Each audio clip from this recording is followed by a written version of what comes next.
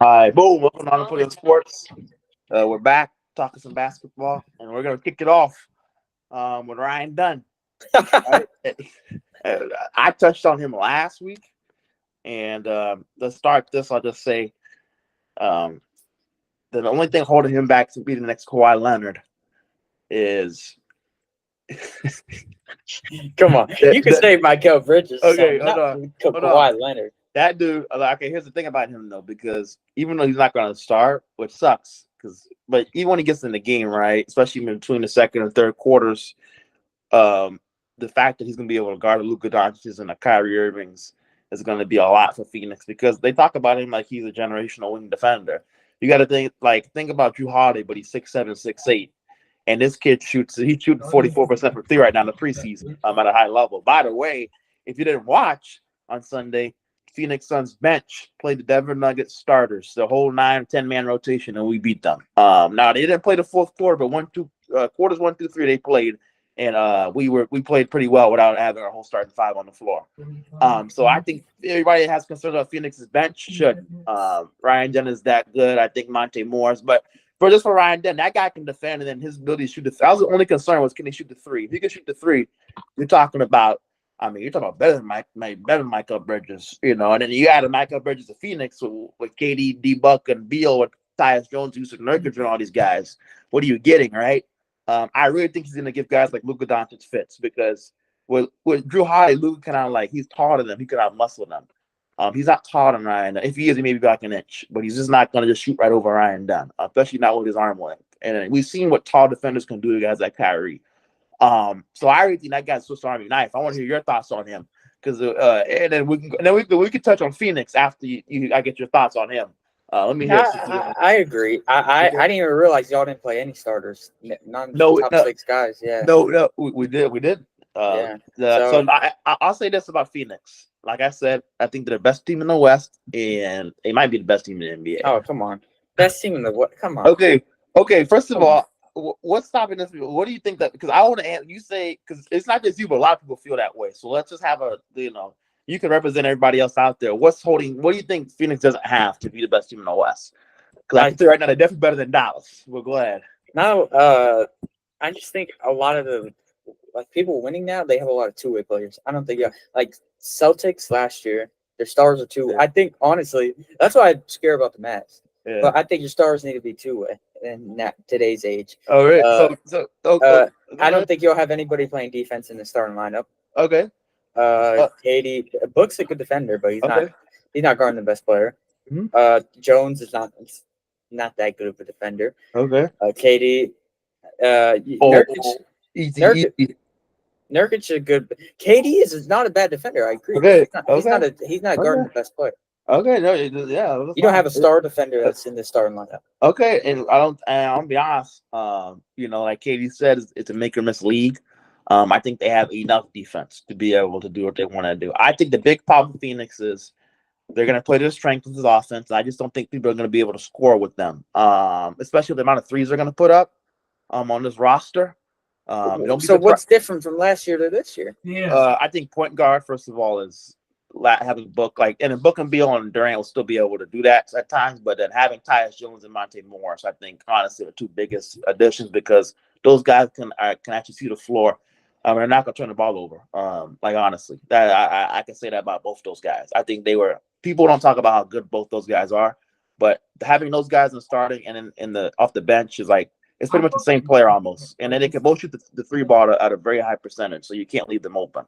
And so that's why I think the difference is that, and I think Budenholzer. I think Budenholzer having 600 career wins, that dude's a winner. He won in Milwaukee. He definitely won in the regular season. I can say that.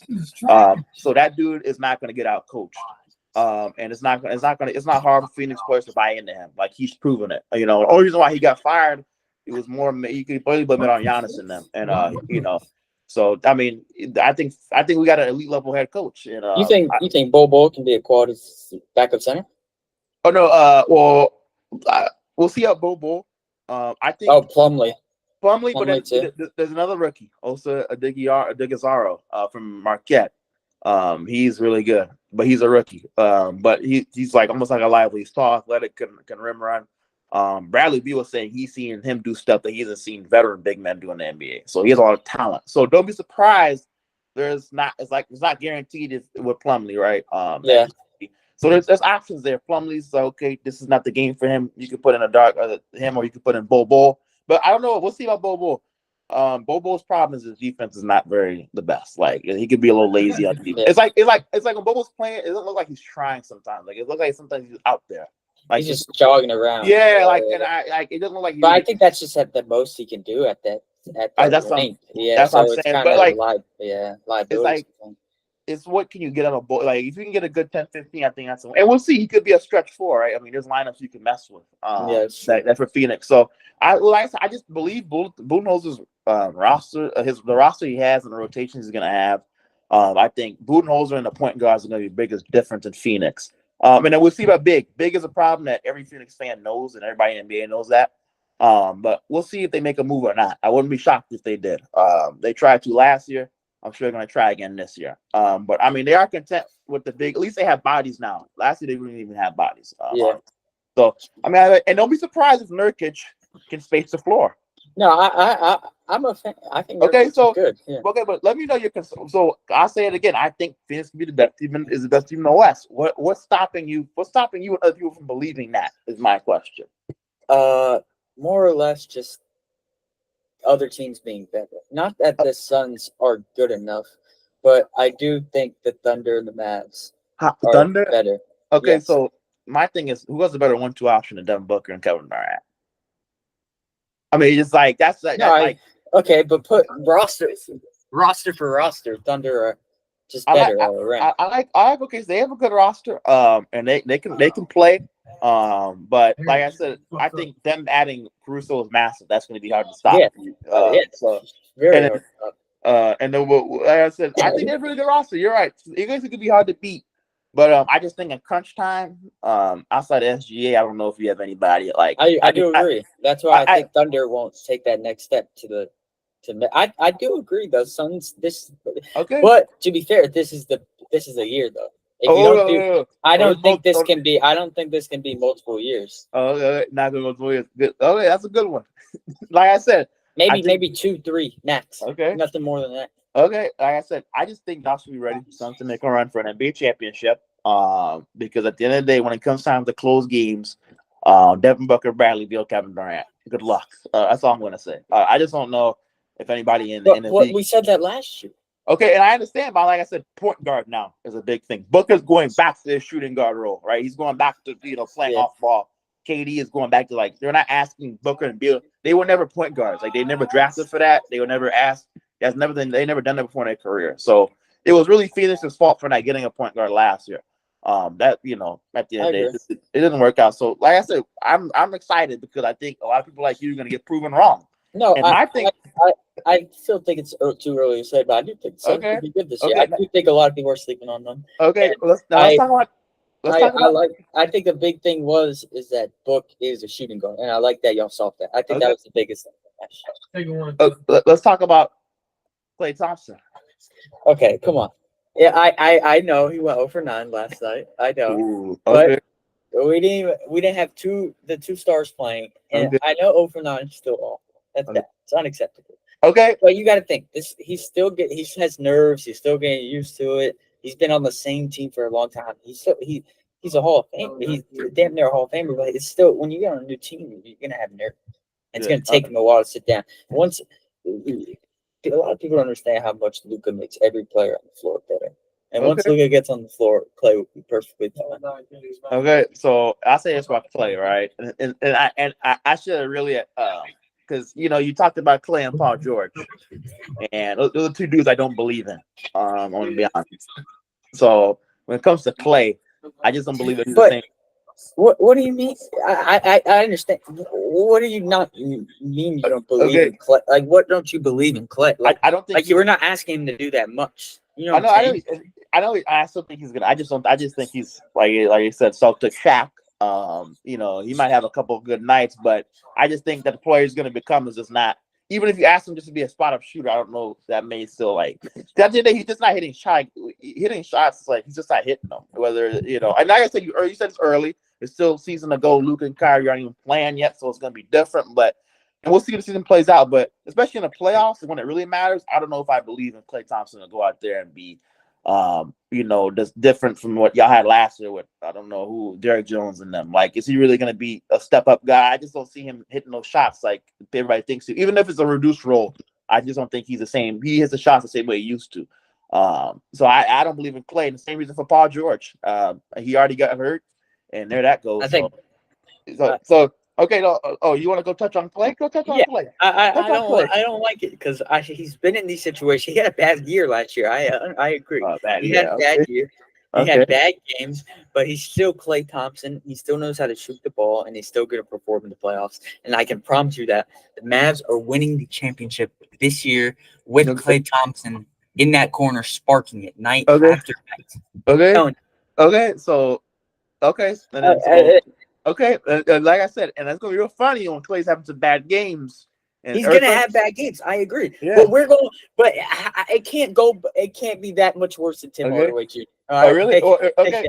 Hey, you know about it. You remember that one night when Tim Hardaway Jr. went like 8 for 8 against the Suns? No, bro, that was ridiculous. Yeah, I remember that night. That was ridiculous. That was hilarious. No, that was wild. Yeah. Now I say this: you talked about Paul George. Like I said, I can't believe he hyperextended me last night. Here we go. It's time after time. It's just getting. There's nothing more you can say about him. Okay. Exactly. And with him, right after you saw what Embiid said yesterday. Exactly, I can't play back to back rest of my career. Like it's just like they're the most fragile players in the league on the same team. They are. Like I said, we'll see in the playoffs. Like, man, I'm telling you, Knicks are physical. Celtics are physical. Like they're gonna be. Them, it's just luck. Like honestly, it's gonna be a lot of luck. Can they get there? And if they're there, can they be like good enough to be able to play at the level that we know they can? My thing with Embiid is like, bro, somebody was like, let me ask you this, because I have my thoughts on this. Do you think?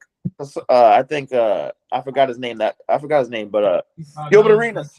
He was like, people like Embiid aren't going to be remembered with the right accolades, and they're not going to get the justice they deserve 20 years from now because they're not going to have the accolades because they couldn't meet the 75 game or whatever standard to get awards at the end of the year.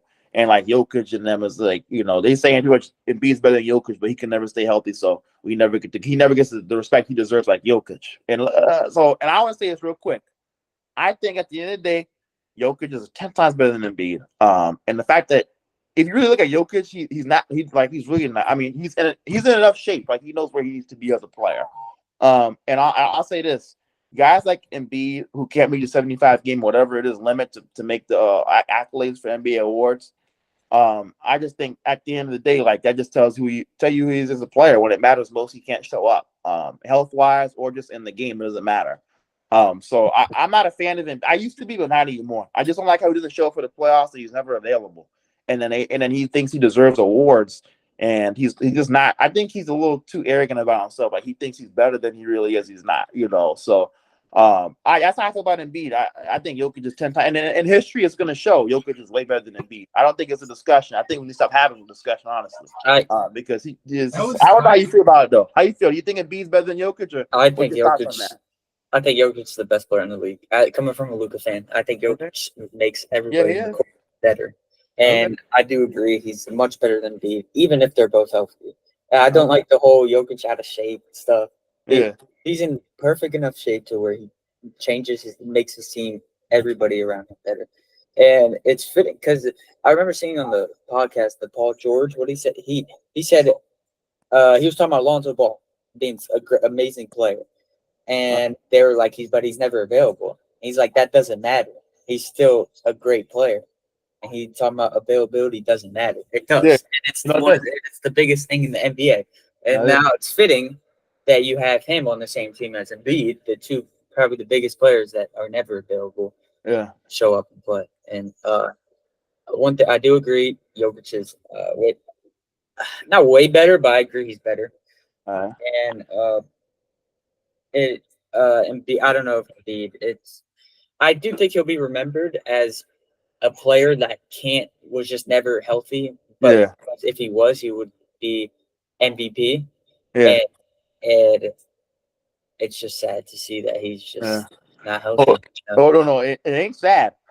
Yeah, I know you don't feel any I type of sad way. I- I would oh. like to see him healthy though. He hasn't been. What was the last time he played full 80? I don't think has he ever played 80.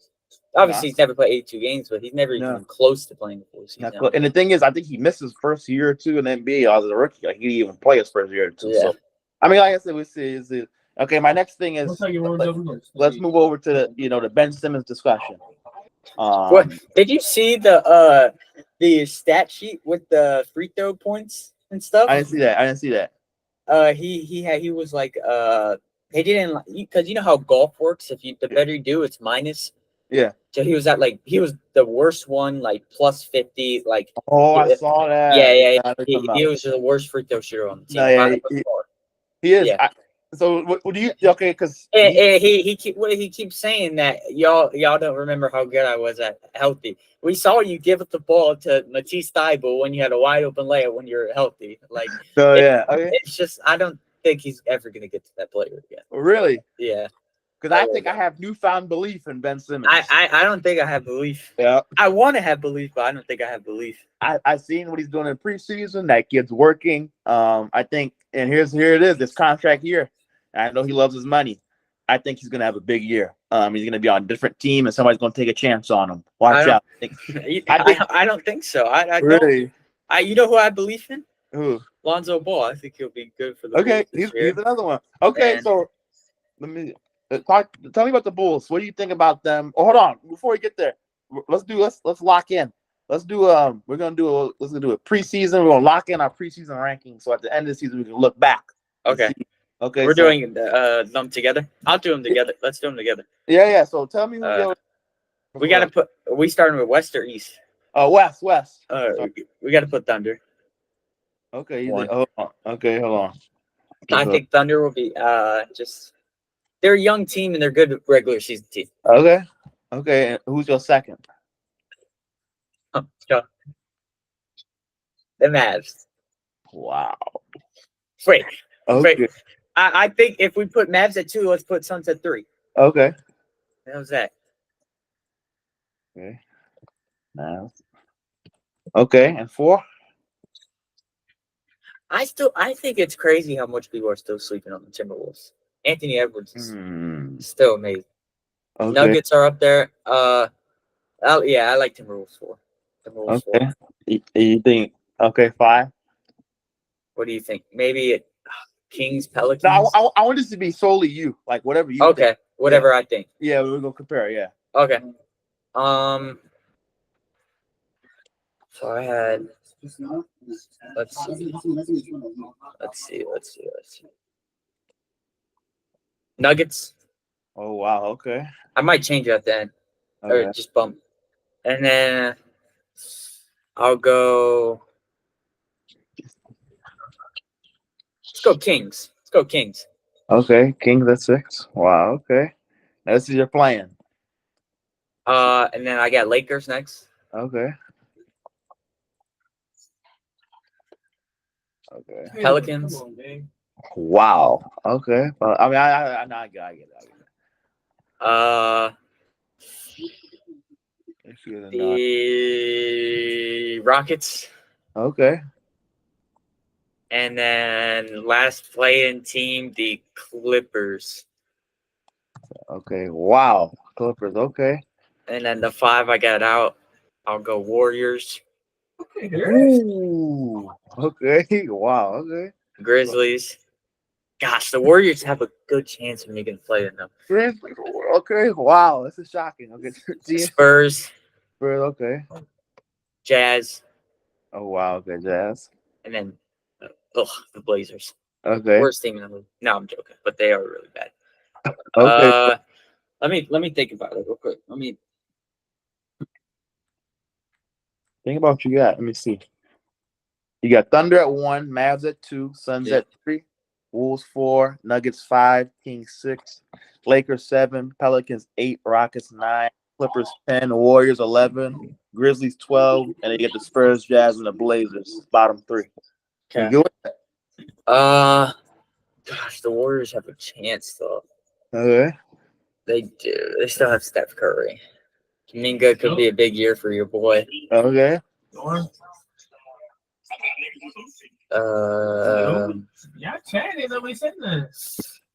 Let's go to the East. Let me polish that after. Okay. Yeah. Okay. Hold on, let me go down. After hearing the Sixers news yesterday, I got new East rankings Okay. from a couple of days ago. Are you there? Give me East. I got Celtics Oh, 1, yeah. Knicks 2, It's not deep, but it, Okay. Bucks at 3. well, was, you know, I don't Okay. know, but they're Still think they were kind of alive, maybe not. Who knows? We're gonna see. I Okay. got Magic at 4, Man. yeah. Okay. Sixers at 5, Hmm. Okay. Pacers at 6, Hmm. Guys like Cavs at 7, Heat at 8, Hawks at 9, You said who? Hawks, Joel Embiid, nigga. Yeah. Raptors at 10, You want to pull up for real, bro? Boy, Nets at 11, I don't know. Okay. Pistons at 12, Alright, bro. Bulls at 13, Okay. Wow. Hornets at 14, Wow. Wizards dead last. Okay. Wow. Okay, let me think this through. So I had originally the Sixers at 3rd. After yesterday, I got them at 5. Okay. And then still think Pacers can be 6, missed the play-in. Cavs, yeah, I think they're 7. Heat, Hawks, change the Raptors and Hawks for me. Okay. Wow. How many times can he jump and make me lose the Put ball? the Bulls What the fuck is 11 that? and drop the Nets and Pistons below that. Okay. Bulls at 11. And then I like that. That's my East. Yeah. Wow. Okay. I like it. Okay. So Celtics, Knicks, Bucks, Magic, 76ers, Pacers, Cavs, Heat, Raptors, Hawks, Bulls, Pistons, Nets, Hornets, Wizards. Yep. Okay.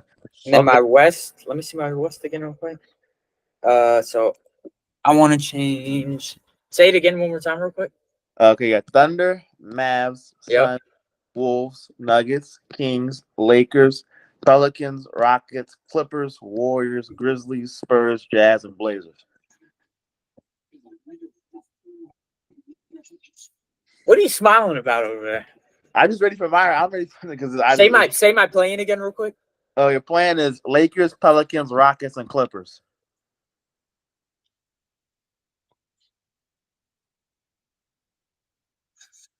Yeah, I like it. Okay. I like it. Okay, hold on. So let me go ahead and Polish yours up. yeah, let me go. Okay. So let me tell you my rankings. Really goes to work for like 30 minutes. Okay, let me tell you, Sam. Now, I think this is where we're going to differ. We could talk about this. All right, let's discuss. Okay, hold on. For the 1 seed, I'll give you Thunder. Okay, thank you. Okay. They're deep. They're Yeah, and they're young regular. They're a regular season team. Exactly. It's like the Suns in 2022, 2021, whatever it was. Exactly. My number 2 team. It's fair. Hey, you're a fan. Go ahead, say it. Wow. Phoenix. Welcome to the number 2 team. Welcome. For the 3rd team. Let me see. Okay, because this top is up. I don't know, the Wolves ain't all right. Give me the Kings. Yeah. I'll go 4th. 4th. I really like the Grizzlies. Press X, nigga. 5th, I can go Dallas. Man, Wait. Say your 4th again. Grizzlies. 4th in their division. Hey, look. No, 4th in the conference. Once you get a rebound, In the Western Conference, 4th in the Western Conference, Grizzlies. Congrats. They're gonna have a heck of a season. Okay, Grizzlies. 5 is Mavs, right? Give you some respect. 7. I got Rockets. Oh no, my bad. Yeah, no 6. I got Rockets. 6. I got Rockets. 7. Give me the Lakers. 8. Give me the Nuggets. 9. I'll be Pelicans. For my 10. Oh man, the Warriors are low. Oh, what are we playing? So 9 and 10 is fine. 10 will be Warriors. Right there. Boom. My 11. Let me see. Dumbass niggas. Oh, I forgot about the Hey, Wolves. yeah. Oh crap! I forgot about the Wolves. Say yours again real quick. You got 1. Hold on. Let me change it because I don't want to say it. I'm gonna change it. This is ridiculous. Oh, okay. No, It's insane. You hold got the Grizzlies above. Come on, this is ridiculous, dude. on. Hold on.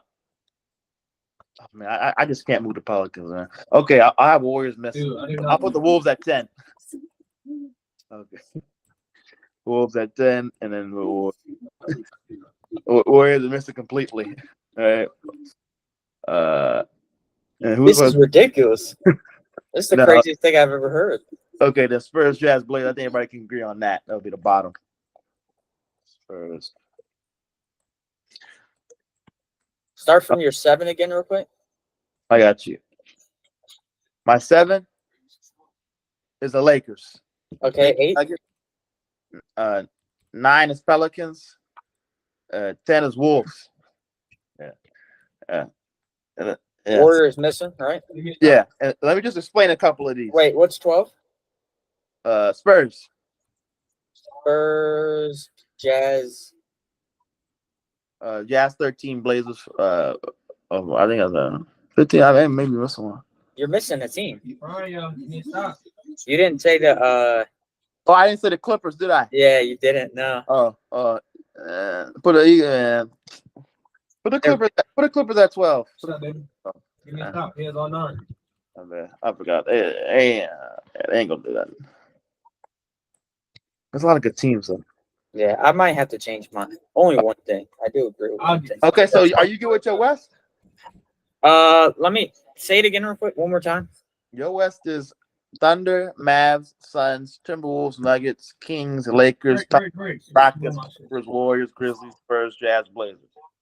Change the Grizzlies with the Clippers. That's it. Okay.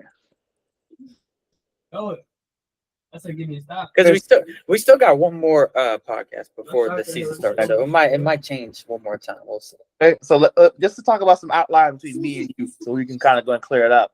Yep. Obviously, Suns, Thunder, we have in the same realm. I have Kings at 3. All right. I just want to know you. So I'm just gonna explain that real quick, and then let's see if you have thoughts.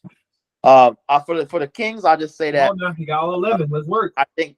Well, hold on now. They got 3 All-Stars. I think him, De'Aaron, and then De'Aaron, DeMar, Demonis, and then Keegan Murray can shoot the lights of the ball. Then Malik Ellis, Devin Carter. I just think they're too deep. I don't know if they still trade Lyles. I think they're really deep. And you got to think it's regular season. This isn't like who's going to make a playoff run.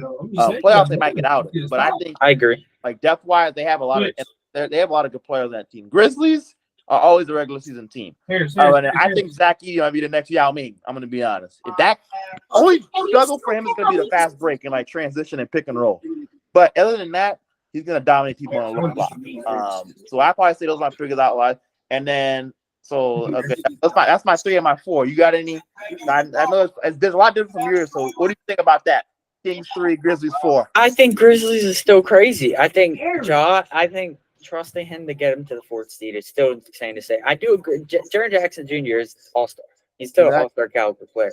But the West is too deep for them to be 4, man. 4 is crazy. Okay, but here's the thing. I think 5 is Dallas, and I really honestly should move the Rockets to 4, because they're really deep. I get Mavs 5. Rockets 6. They're still so young, though. They're so young. I think they're gonna a good regular season team. I understand that, but finishing games. I don't think they can finish a lot Really? of games this season. I Who's think they're finishing games for them? Okay. Sengun's an amazing player, but he's not finishing games. Man. Well, I think they're gonna take that team, the jump that the Thunder took. And honestly, I'm doing it right now. My Rockets gonna be my 4. That Boom. team took a jump because they have a top 3 player in the league.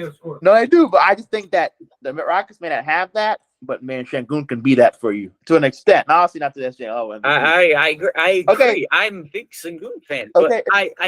I still think 4 is crazy. So what do you Okay. have? You have Mavs at 6 and Grizzlies at 5.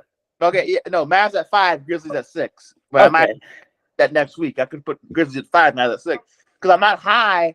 I think the Celtics, okay, the Grizzlies. I think the Grizzlies depth. They're deep. I mean, them and the Rockets. I mean, and then the Kings are maybe 3 deepest teams in the West. Like just from like first man to 15th man are really, really deep. And you forget about Aldama. Don't forget Aldama with that size come off the bench. Left, nigga. Kennedy Chandler. Scottie Pippen Jr. My bad. Scottie Pippen Jr. I really don't think they're that insanely deep, the Grizzlies. I think they're good, but not that deep. Compared to a lot of other teams. Okay, that's why I probably had them over the Mavs just because of their depth, right? I think that they'd out depth y'all.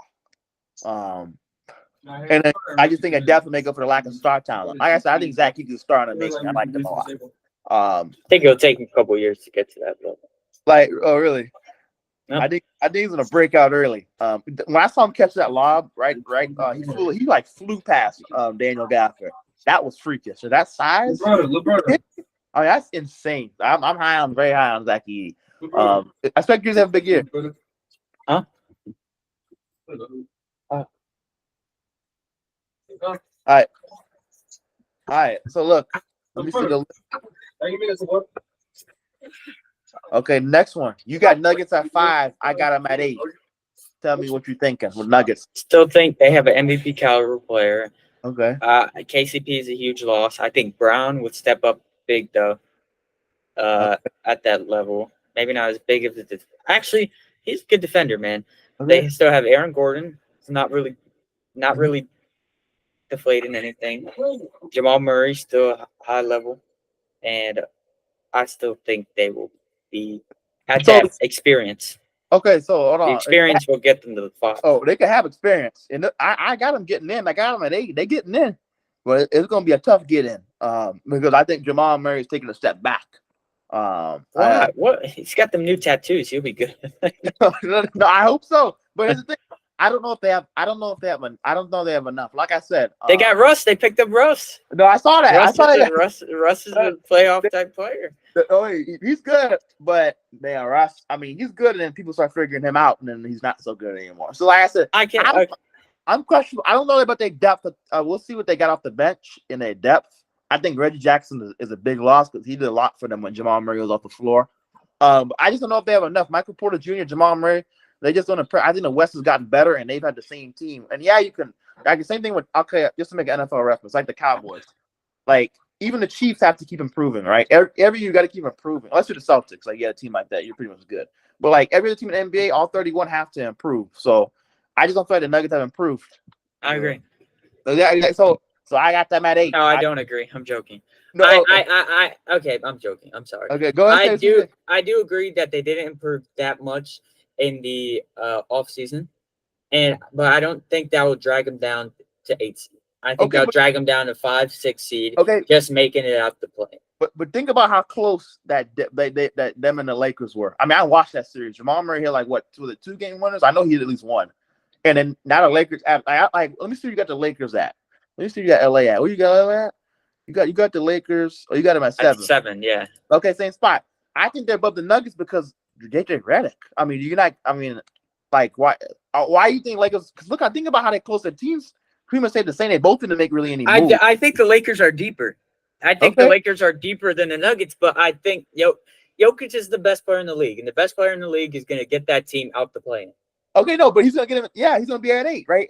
Sneaking in. Bullshit. He's so sneaking. They didn't get better. Jamal Murray is he's maybe 20 a game. Michael Porter Jr., who's their third option right now? Michael Porter Jr. is just not impressive to me.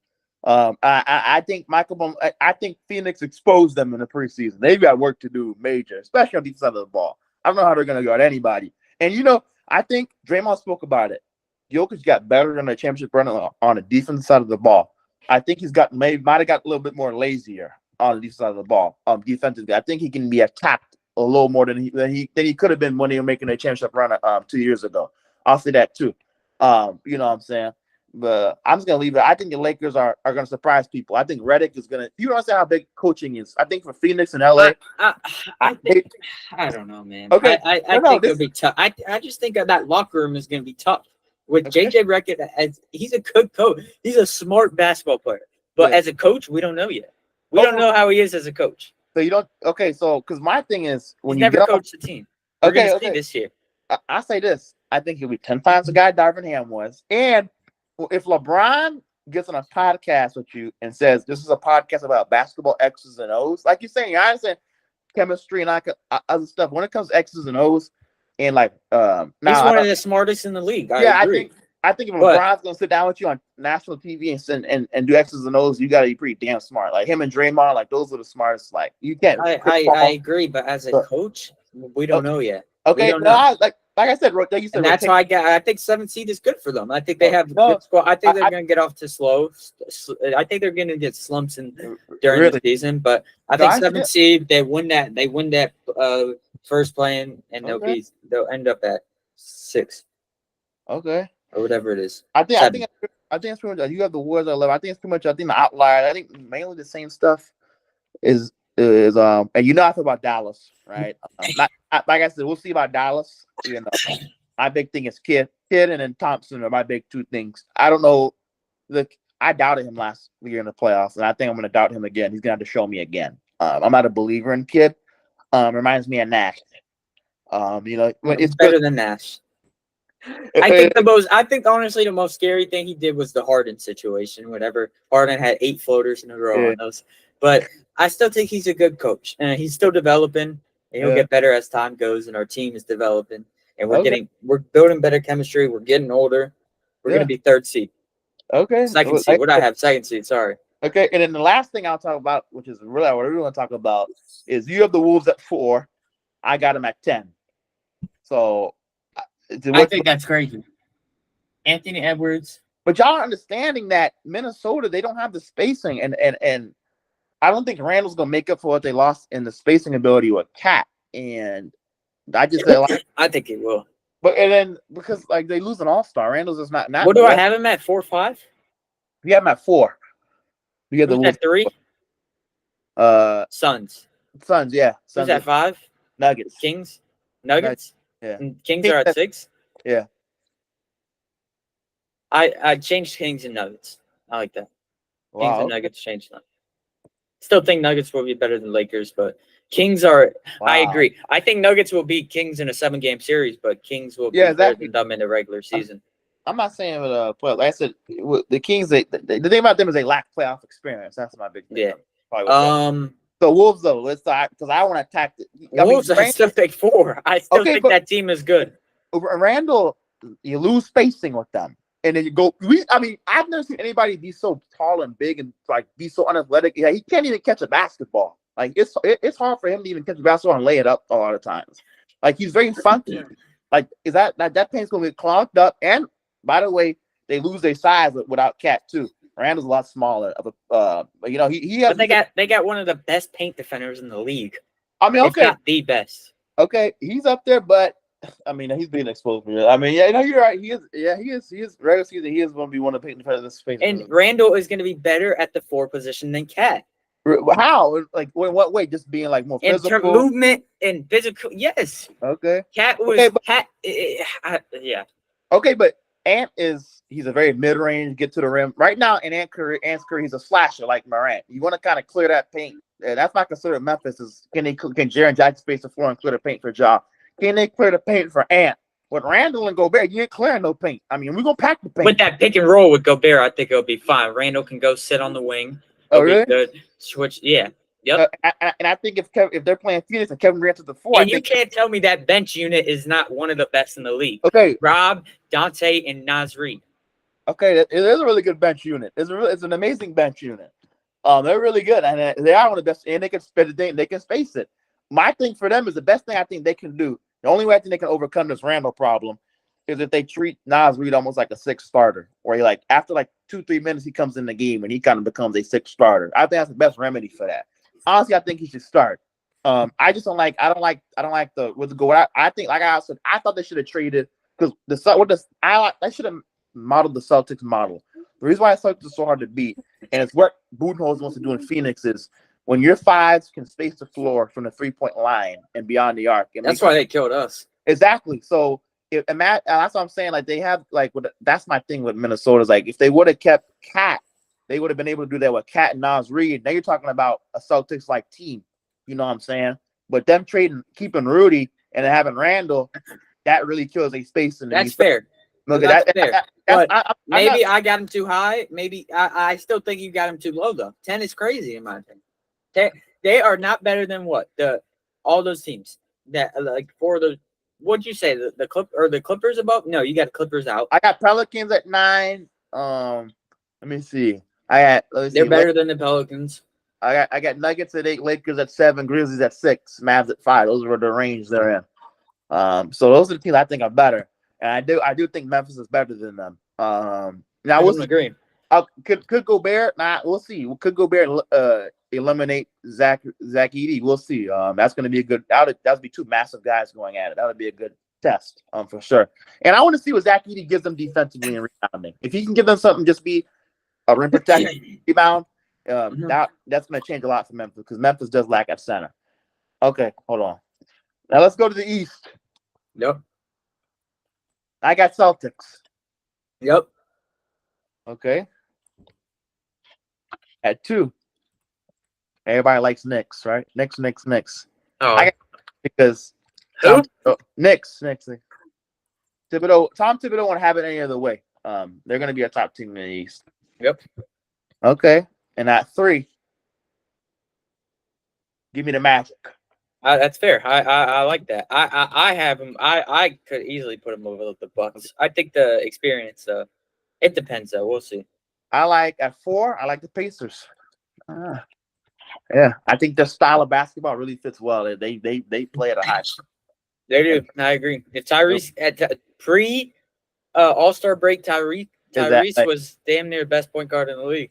If he takes another step, Nembhard, I just think, man, and then people think Benedict Mathurin. We talk about. Yeah, Benedict is very good. Okay. Now let me see at 5. At 5, got to be Bucks, right? Cavs are so the Sixers can't be better than the Bucks. I got the Heat. Yeah, and that's where we're gonna differ.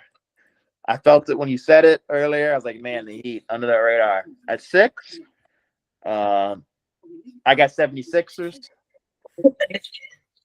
Wow. Bucks can be 8, just like the Nuggets. I think that Bucks making the play-in. Hold on. I think just like the Nuggets, they're kind of headed on a decline. So wow. They're playing for the Bucks. No, we got to talk about this. Okay, wow. Look. 9. Give me the Bulls. I think with Lonzo, I like them a lot. That's fair. 10. 10. Give me, yeah. You know what? I don't, even though I don't know they coach too well. I have heard good things about them. I like the Nets. I think their coach is gonna release Cam Thomas. Jordy Fernandez. Yeah, I think he's gonna release. I think he's gonna release Cam Thomas. Crazy. And then we could put Hawks after. Wow. The Raptors missing? Oh, you right? Hold on, right? Nah, yeah, Raptors going there. Wow. Okay, you know what? Oh, you're a big you're a big what's his face? Yeah, IQ guy. I thought. Okay, but look, Jakob said it. They're not playing to win a lot of games, so I mean, their mentality on the team is too high right now. I'll keep. I'll put them at 11 still. I think. But they're going to show a lot of development. I think they're going to play all the young guys, but they're going to show a lot of development this year.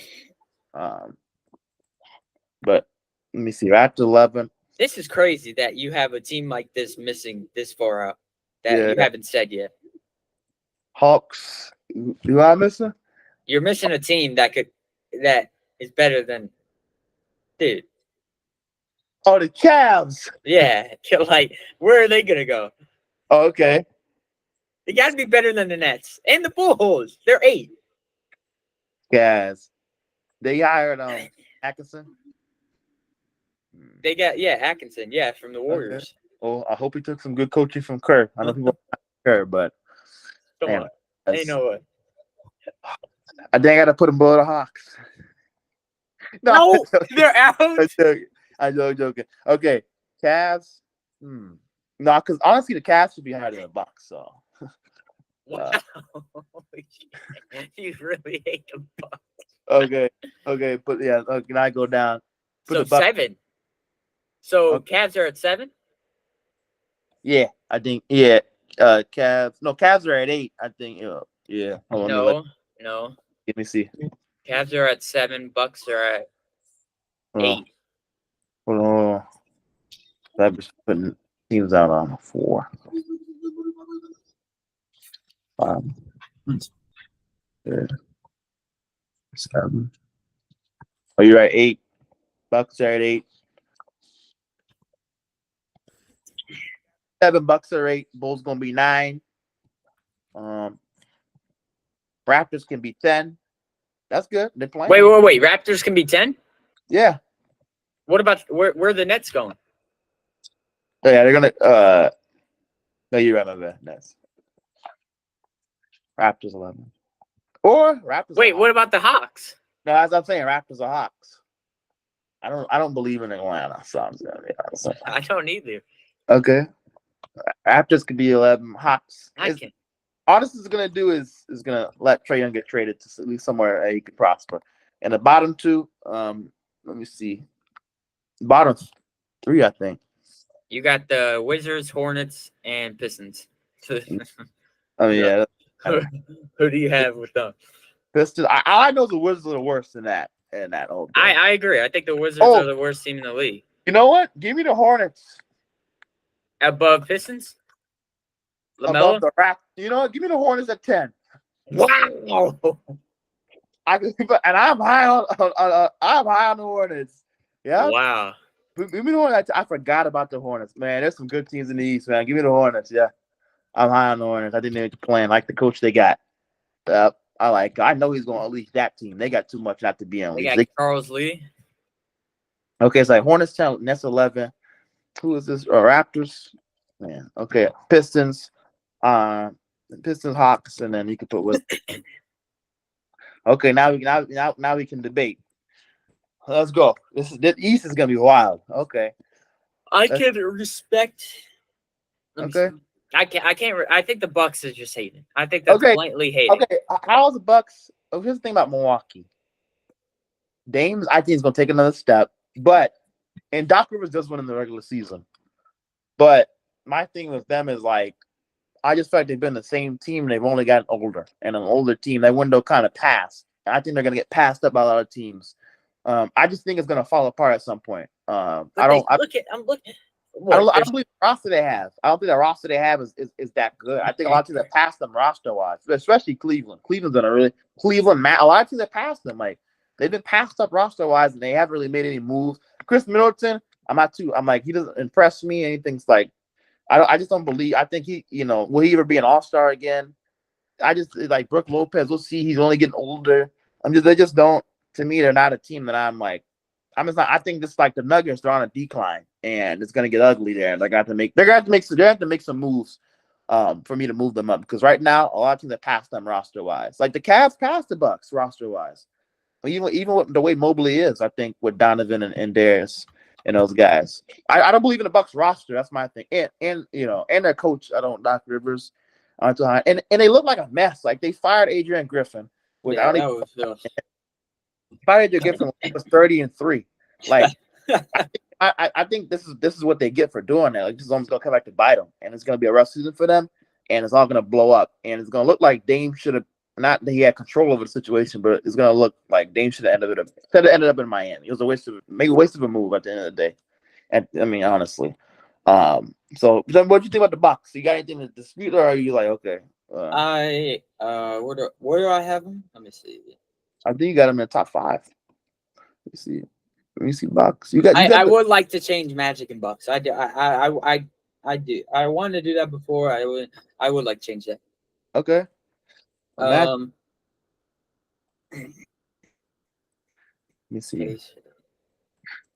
Yeah, you got the Pacers where at 6. Okay, that's not bad. Well, let me see. Oh, hold on. The big one is the Hornets. You got them at 14. I have them in the play-in with a chance to make the playoffs. I can see them winning the play-in and making a 7 or 8 seed, honestly. Think so?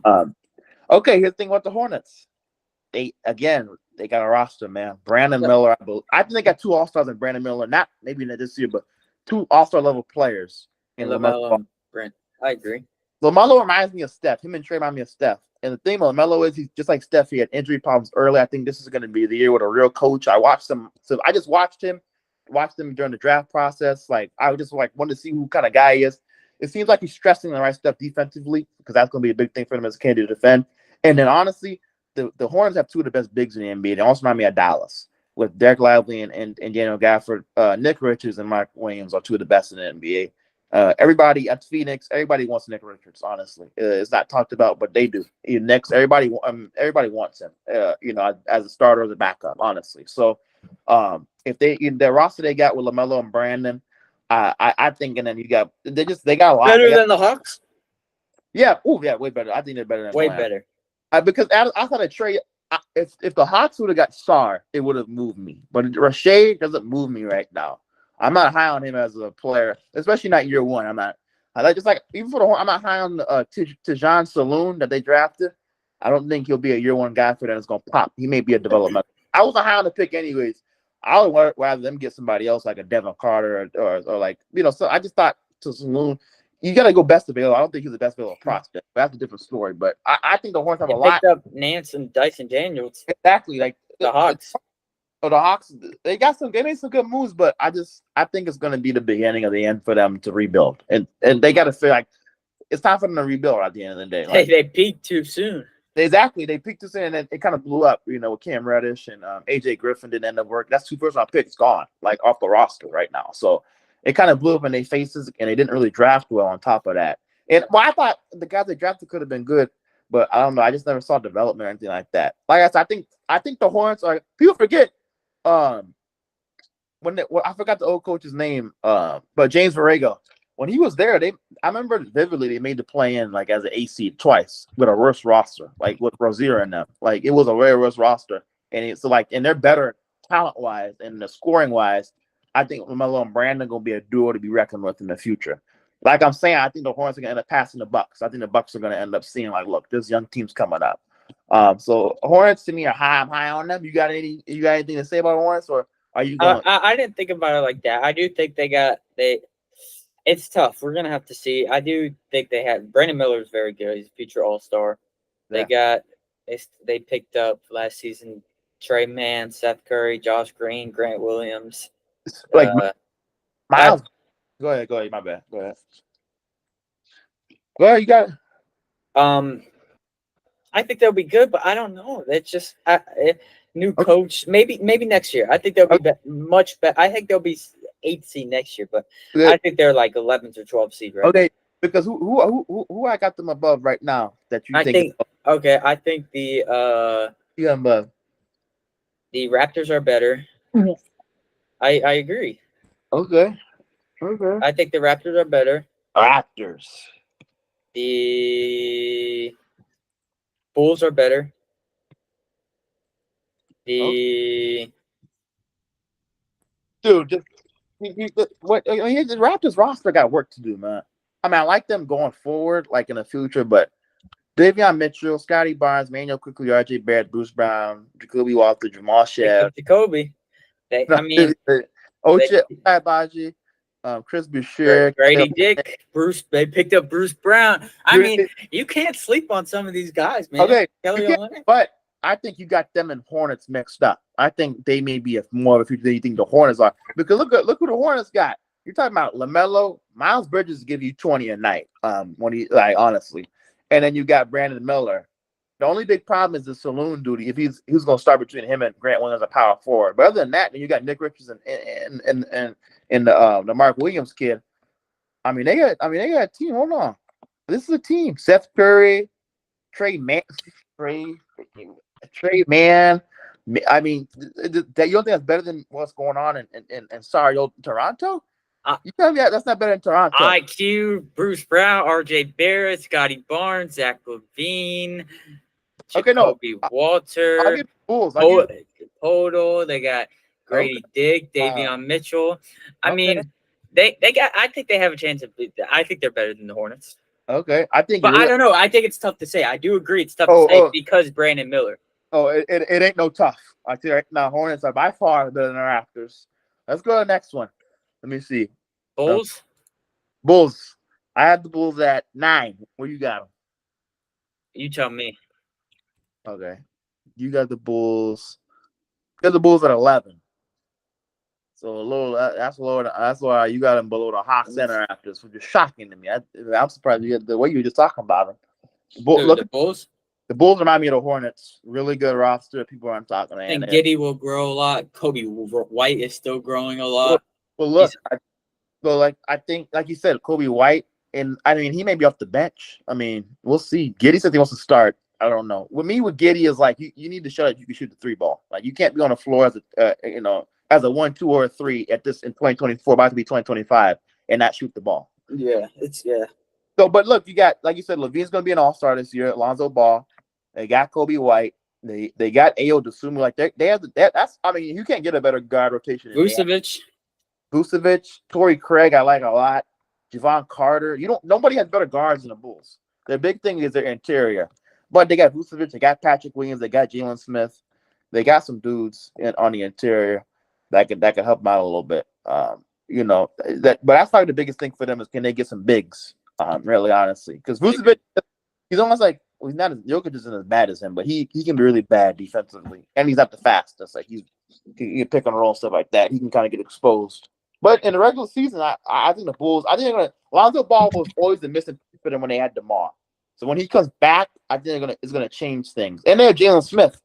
So I mean, like I said, we're gonna see what they do. Patrick and Jalen Smith, they got to prove something though. They got to show because if they lack and they can't be good bigs, and the Bulls are really in trouble. Because they don't have anybody else outside of them that's really even playable right now. Let me see what else we got. So I want to hear that. Save my East again. Starting from 1. You got Celtics, Knicks, Magic, Bucks, 76ers, Pacers, Cavs, Heat.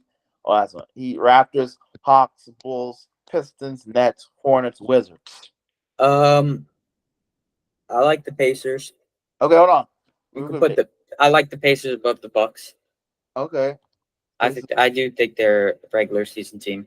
Tell me about the Heat though, because you have the Heat at 8. I think the Heat. Yeah, I do think it's harsh, but I don't know. It's tough. Okay, but their roster when you add Kel Ware, I don't know if you've seen what he's been doing. I'm high. Like, okay, here's my thing with the same reason why I believe in Ben Simmons. Jimmy Butler, it's now or never for him. Like this is his career year. If he's gonna be what he wants to be, which is treated like an all-star player and paid like one, and have that kind of role, I think and he understands that he let us like when he talked trash to the Celtics and the GM or the owner was like, this is not like we can't do that when you're not playing, and you can't talk trash when you're not playing. I think he has that Michael Jordan mentality. At times, he can kind of flip that switch. Like, you know what? I got to go show people something. I think this is the year they're going to show something. And I think when you have a lineup of Kel, they're going to be like Minnesota on steroids because they're going to have, well, first of all, Jimmy Butler's going to show up in the playoffs. Yeah. And have Tyler Hero, and then you're going to have Ant is better than Jimmy Butler, though. Who? Ant. Well, playoffs, though. Remember Ant blew a fuse in the West Conference Finals. Remember Butler wasn't blown. Like he played all the way to 2 years in a row. He played all the way to the finals and played at a high level. That's my thing with Ant, and maybe that's another discussion. And he's young, I understand. But we did forget to talk about Ant on the last podcast about best shooting guard in the league. But I still think Jaylen Brown is the best shooting guard in the league. But keep going. Yeah. So with Bam and Kel Ware, I think they're Minnesota on steroids with their size. Remember, Bam could switch 1 through 5. And James. Come on, he's only going to get better. Like he is. Like, I mean, and then you still got Rozier, who's a good role player. Like they got some sneaky good pieces, and I just think Bam and Kel Ware is a big thing for them because if I saw him block like 3 shots in 1 possession. Like no offense to Bam, but Bam's never been your traditional five, especially with Porzingis. Like now that Miami can match up with Porzingis and Giannis better. Not that Bam can't, but size wise they can't. And let's Bam. Not now when they play Milwaukee, they can Kel Ware and Bam. You're getting Giannis and Brook and Evan Mobley and Jared. You're matching up better, and you're bigger. When so they're bigger now than some other teams like the Celtics. They'll be bigger than the Celtics, and it allows you to play around more because if you have Kel and Porzingis, the same like what Porzingis did to y'all. They just went pick and roll and they switched and those smaller guys and shoot over guys. Yeah. If they can work around that and make and fight over that and fix that, and you can have Kel and Porzingis, that kind of takes Porzingis out of the equation. And then you have Bam on Tatum because Tatum usually the Celtics 4. Now you're cooking something. And my thing is Spoelstra too. Like, I just don't think they're a regular season team, though, in my opinion. But if Butler, though, his contract here, you don't think he's going to play like at least 60, 70 games? That's enough for them. And you got to think, Spoelstra's he's like a Nick Saban, Bill Belichick. He's one of those guys. Yeah. Like, he's one of those great coaches. Like, what do I have him at? Let me see. You got him at, you got the Heat at 8. I mean, it's like I said, it's your list. I want to debate with you though, because you tell me why you had him at 8, and I'm trying to tell you why I got him at 4. Because it is tough though, because the Sixers is tough with the injuries, and it's hard to predict. But if we are based, because you got to predict one of them is going to get injured for a pretty long period of time. To be honest, one of the Sixers guys. Oh yeah, exactly. Yeah. So honestly, I guess Sixers. Yeah, they might have to drop. Just because I'm thinking about them if they're healthy, and not about the reality of what. So I'll drop the Sixers. I got them at 7. Okay, so it means Cavs would be at 5 for you then. Cavs will be at 5. Pacers at no. I want Celtics, Knicks, Magic, Pacers, Bucks. Wow. Okay. And your Sixers and Heat. I think it's close for me, to be honest. I do think it's that close. The Sixers and Heat. Okay. Well, man, my thing was Kel Ware, because here's the thing about Kel Ware, and I think he's a difference maker. And you're giving Spoelstra. I think Nick Nurse is a great coach. Like he's right up the tier below Spoelstra. Yeah. But Spoelstra may be in a tier of his own, honestly. I mean, he's in that pop of it. Like that dude can coach. The teams that Miami's had, the talent they have now is a lot better than they used to have with Hawkins and Kel Ware and Terry Rozier. Like they're just a lot more. I think they're gonna break out. And with that lineup they can run, I think it's gonna be too much. Honestly. And who's starting at the 4 for the 76ers is the real question. Oubre? Oh yeah, Oubre. Oh, I mean that's good. Well, like I said, it's some hands because that Miami team. I mean, Kel Ware can play. I mean, that's my X factor. Honestly, is Kel Ware. He's my biggest X factor on this team. That and Butler's gonna his contract is gonna ball out. Nah, I got Sixers. I got Sixers above. Looking at it, I got Sixers above. I think they still got decent. They got Reggie Jackson, Oubre, Drummond, Lowry, Gordon, Martin, and McCain. Yeah. And that's solid people that can. I got them at what? I have the Sixers at 7 and Heat still at 8 or 7. You got the Heat at 8, and then you got 6 and 7 are wide open. 6 and 7 are wide open? Yeah, I don't have anybody because you're missing the Cavs. Okay, I like Cavs, Sixers, Heat. Cavs. Let me see. Yeah. So okay, Cavs, Sixers, Heat. Yeah, Raptors. I think you might. Let me switch you that missing one. Now that you good. Yeah. Okay, you good. So you got Cavs, 76ers, Heat. Bucks at 5, which is shocking to me. I still am high on Giannis, man. I really am.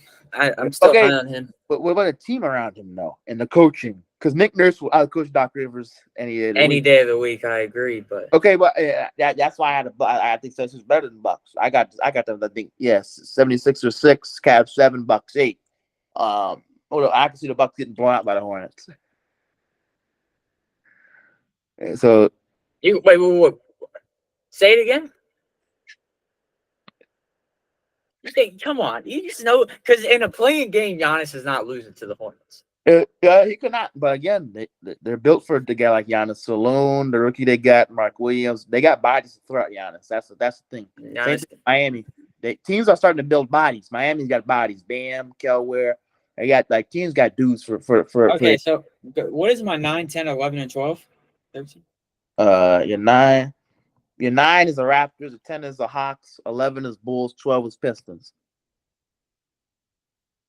I'll put Hornets at 11. Okay. I like the Bulls at 10. Mm. Raptors at 9. Hawks to 12. Okay, right to the 9. Oh, Hawks. Pistons at 13. And no, Nets at 13. Pistons at 14. Wizards at 15. Okay. Wow. Okay, it's your final. So your final. You set on. I think we could finalize these. I think me and you is good. Let me see. Let me see. You got Cat. Oh, I think we were all right on everything else. Let me see. You got Bulls. Yeah. No, we about the same on everything. Okay, you ready to finalize it? You good? Say my West one more time. Okay, Western. Your Western is Thunder, Mavs, Suns, Timberwolves, Kings, Nuggets, Lakers, Pelicans, Rockets, Grizzlies, Warriors, Clippers, Spurs, Jazz, and Blazers. Yep. Okay. Finalized. Wow. So these are locked in.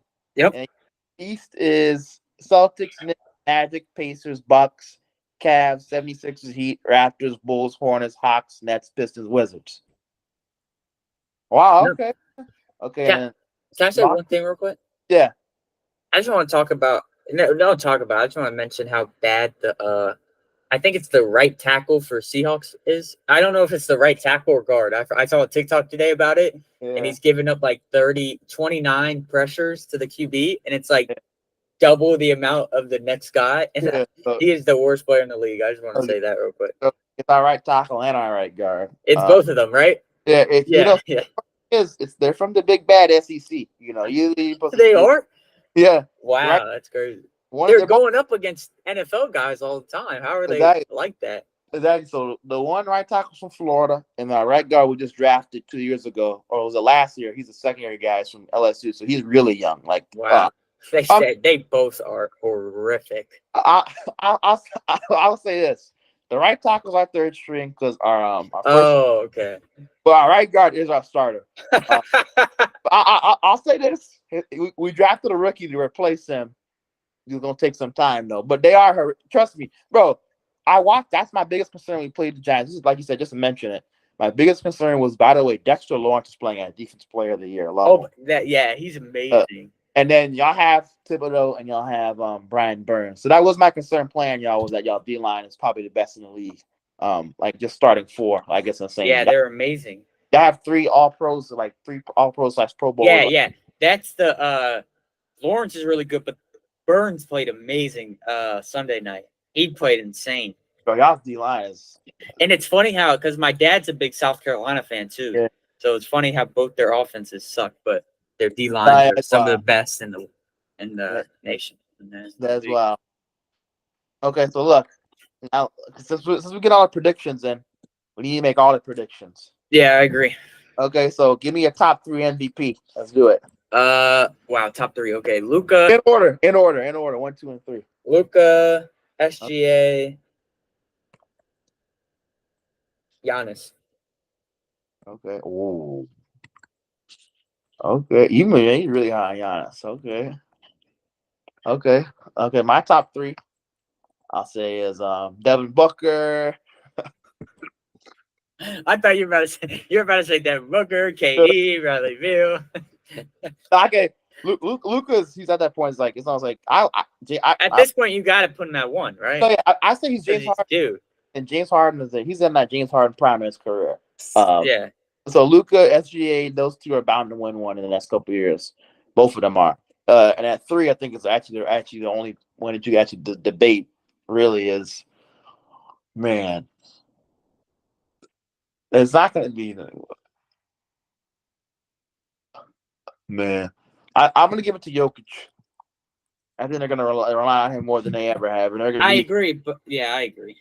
Yeah. But like I said, it's debatable. So your top three, Jokic, Giannis. I mean, Fine. I'm gonna be honest. Actually, get SGA out. I'll take Giannis at 2, Jokic at 3. wow. I don't think SGA has to play at an MVP caliber level for them to be number 1 seed. Okay.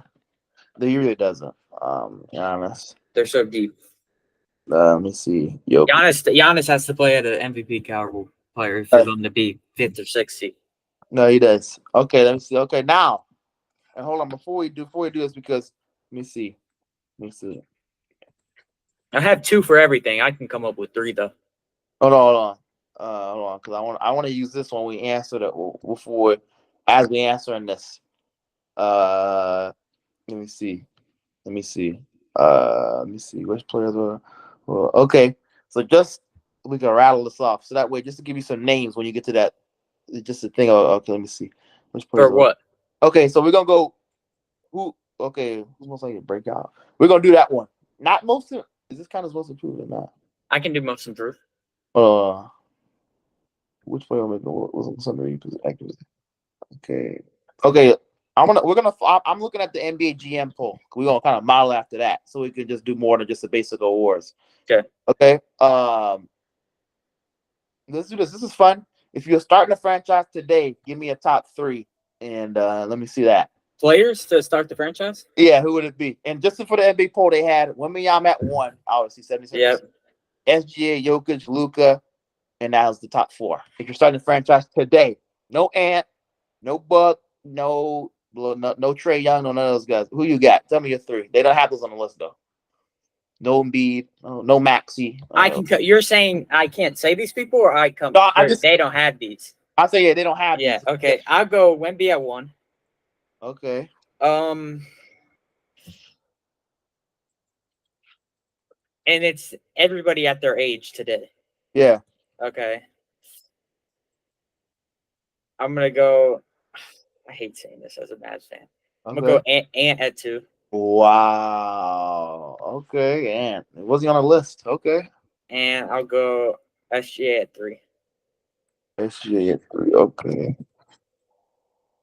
Okay. Wow. Luka's still the best player in the league. Don't get it twisted. Okay. That's true. Okay. But I think today's age, if you want to win a championship, having a 2-way player is very big in this league. Okay. For me, I'm going Giannis. I agree. What is he? Okay. How old is he now, though? 30? Let me see. Giannis is up there, but I don't.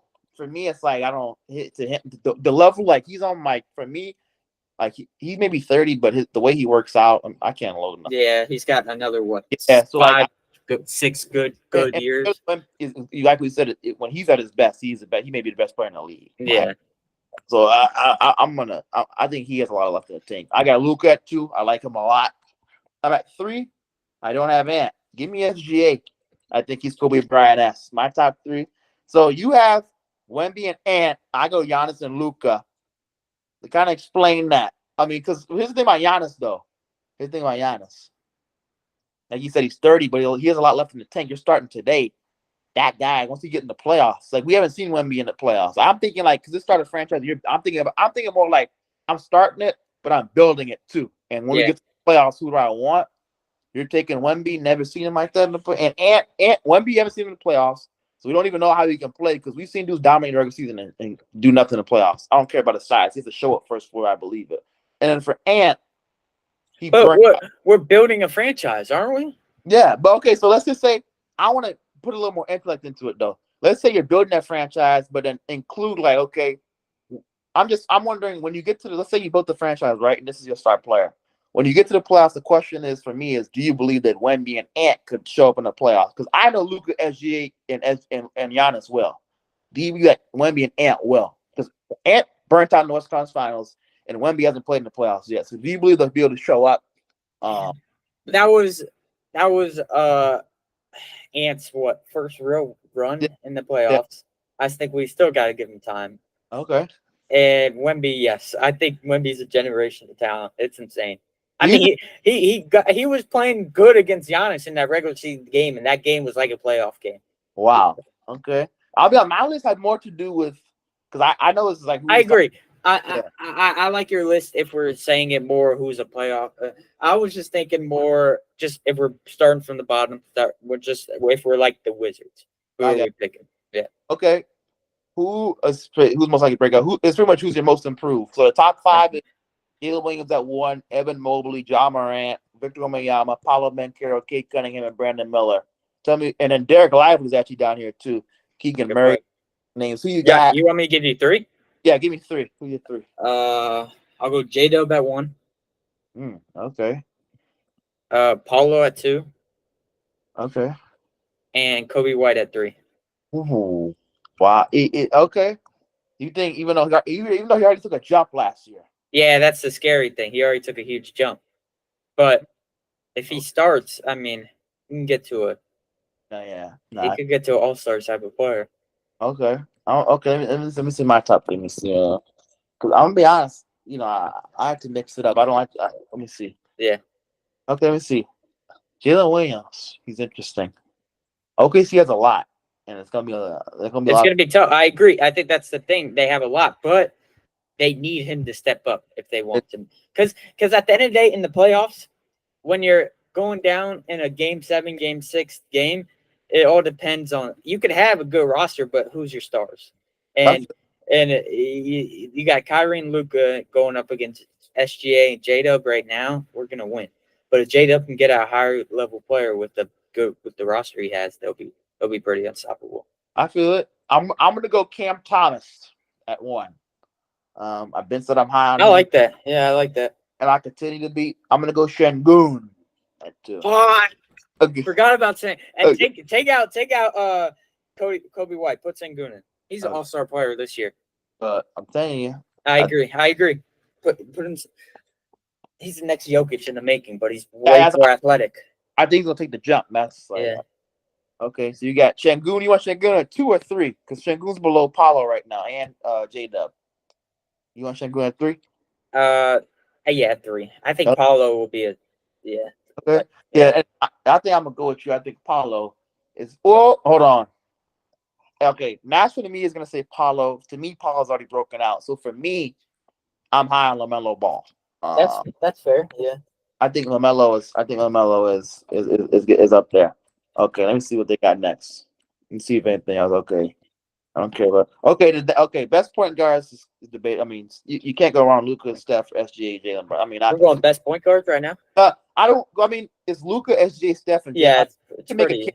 Yeah, I don't see the Nothing. plan. Yeah. Yeah. Okay, so best shooting guard, D-Book and Ant Edwards. I'll give you my top 3. Give me your top 3, and then we'll debate. I'll give you your top 3. Jaylen Brown.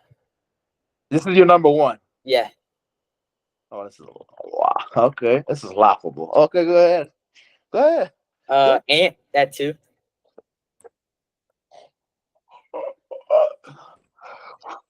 Okay, Devin Booker at 3. And let's give it Jimmy Butler at 3. Wow. I'm joking. I still got Devin Booker at 3. Okay, now my top 3. Who I think D-Book. Right now, I think it's D-Book.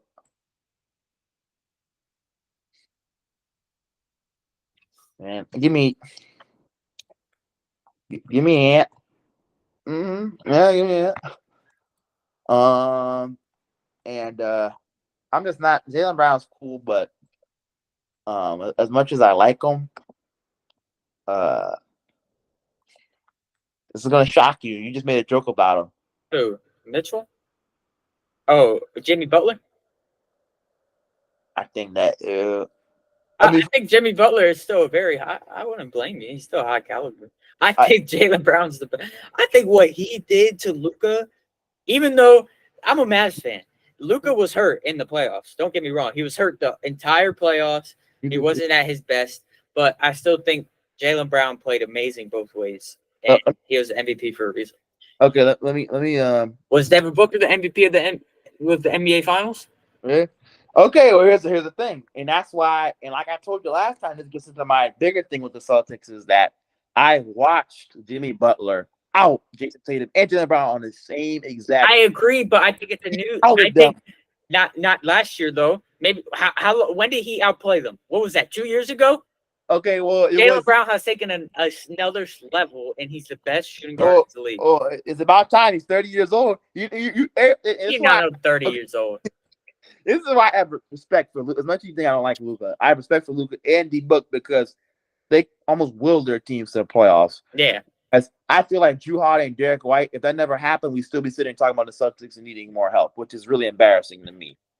So that's my thing with Tatum and Brown. So I lose respect for them there. Now with Ant, at the end of the day, Ant got burnt out in the West Conference Finals. I don't. Devin Booker, I just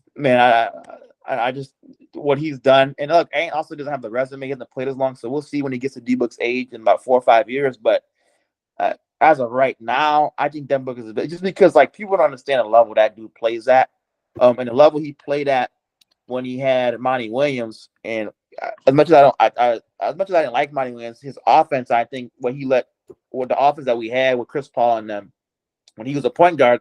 Back to my point, when Devin Booker could be the 2 guard and actually not have to be a point because he really was a point guard last. When he's a 2 guard, he's the best on the planet. He's pushing top. I think he's top 10 player in the NBA. I think his scoring prowess. I think he's a Klay Thompson level shooter, spot up wise, coming up. I mean, I mean off the dribble. I mean, his shot is so. He's like an evolved Klay Thompson, but he actually is able to score with the ball in his hands and go one on one with defenders. So I just think in the playoff, I watched that dude take. And I'll give it, Chris Paul's an all-star pretty sure that year. DeAndre Ayton was not what he is now. He was a lot better. But, I mean, out of between the teams that people had taken to the finals, that was a very – and Michael Bridges, Cam Johnson, obviously, but it was like Devin Booker by himself. Like, he was the only real player. Like at least Luka had Kyrie. Devin Booker didn't have a Kyrie on that Phoenix team those Phoenix teams he had. Devin Booker didn't have a Jason Tatum or Jaylen Brown those teams, or Drew Holiday. If he did, we might be talking about a different discussion. And he's still to that Milwaukee team, the 6, with pretty much no help, and DeAndre Ayton becoming a non-factor because of Giannis. I still think he had a good roster though with Paul, Mikal, Thomas, Ayton. Yeah, he had a good roster, but I think it comes down to every. Yeah, like even Jordan needed without Pippen, there's no Michael, there's no 6 championships. Like without everybody, without AD, without D Wade, Chris Bosh, without Steph, there's no KD, without KD, there's no Steph, without Clay, Draymond. You got to have at least one person there, I think, to support you. And I think that's what D-Book's going to show this year. Like, I finally got my Batman, or I finally got my Robin. So now I can show you, like, I got somebody that I can go to now and let him do his thing. I think it's going to show. So I think D-Book is the best, but I don't blame you for Ant. But I think y'all letting 1 year get to y'all head, and he burned out in the West Conference Finals. D-Book doesn't burn out; he burns. I do agree. I think the Ant train is it got too high at one point. Okay. Okay. Let me get to the next one. Let me see. Let me can I heat up this food real quick? I'm sorry. Yeah, you go. Oh no, fine. Okay. Who's the best small forward in the NBA? All right, I got my 3 real quick, and then I'm gonna go heat this food up. Okay, I got you. Tatum, KD, LeBron. Okay. Yeah. You're a Celtics fan now? Yeah. Okay.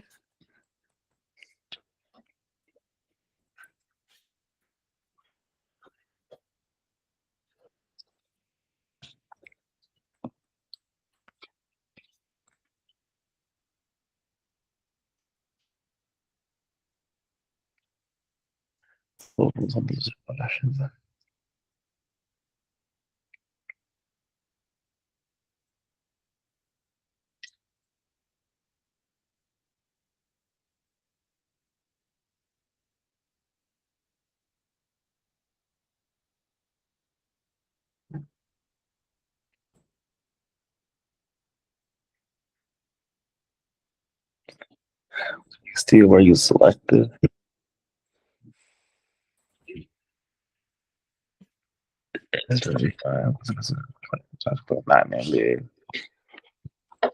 Sasha, Nikola Mirotic, no interest. Yeah, Boban Marjanovic. Oh my gosh, they got a ton.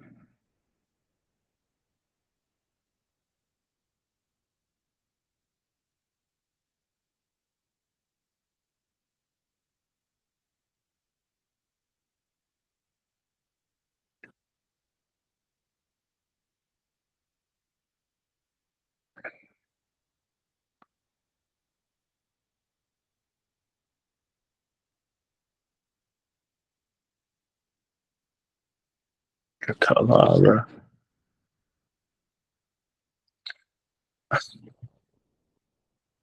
The target.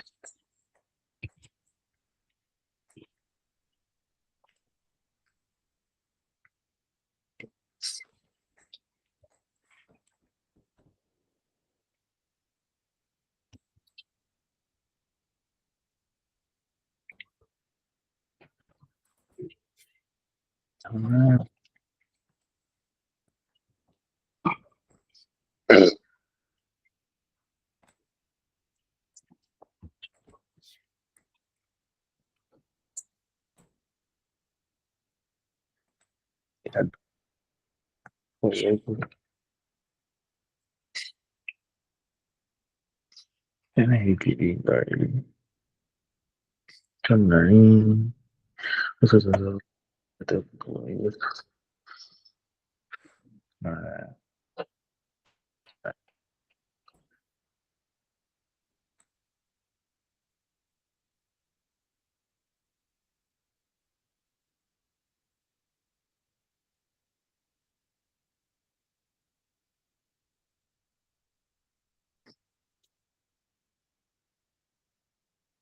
Okay, Josh, I'm ready. All right. Let's see. Oh yeah, best small forward. Another one I remember me and you didn't agree with. Okay, so you have Tatum, KD, LeBron. All right. Me, I got KD. Yep, of course. I got LeBron. I got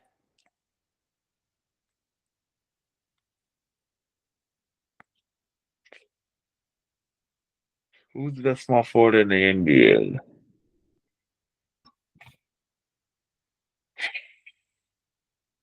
Come on, you're just being disrespectful at this point. Tatum Brown. I mean, all right, Tatum. Okay, Tatum KD 3. I'll say this about Tatum and why I said it. It's the same thing with Jaylen Brown. I don't respect. I don't like. Yes, you have to win the regular season, but I could really care less when it comes to like the same thing. My thing with Gobert. Like I just feel like people hold. And it's the same thing. It's gonna. I'm gonna tie it and watch. People hold Gobert to a high standard because he doesn't show up in the playoffs. Tatum doesn't show up in the playoffs, and people just forget that he didn't show up in the playoffs.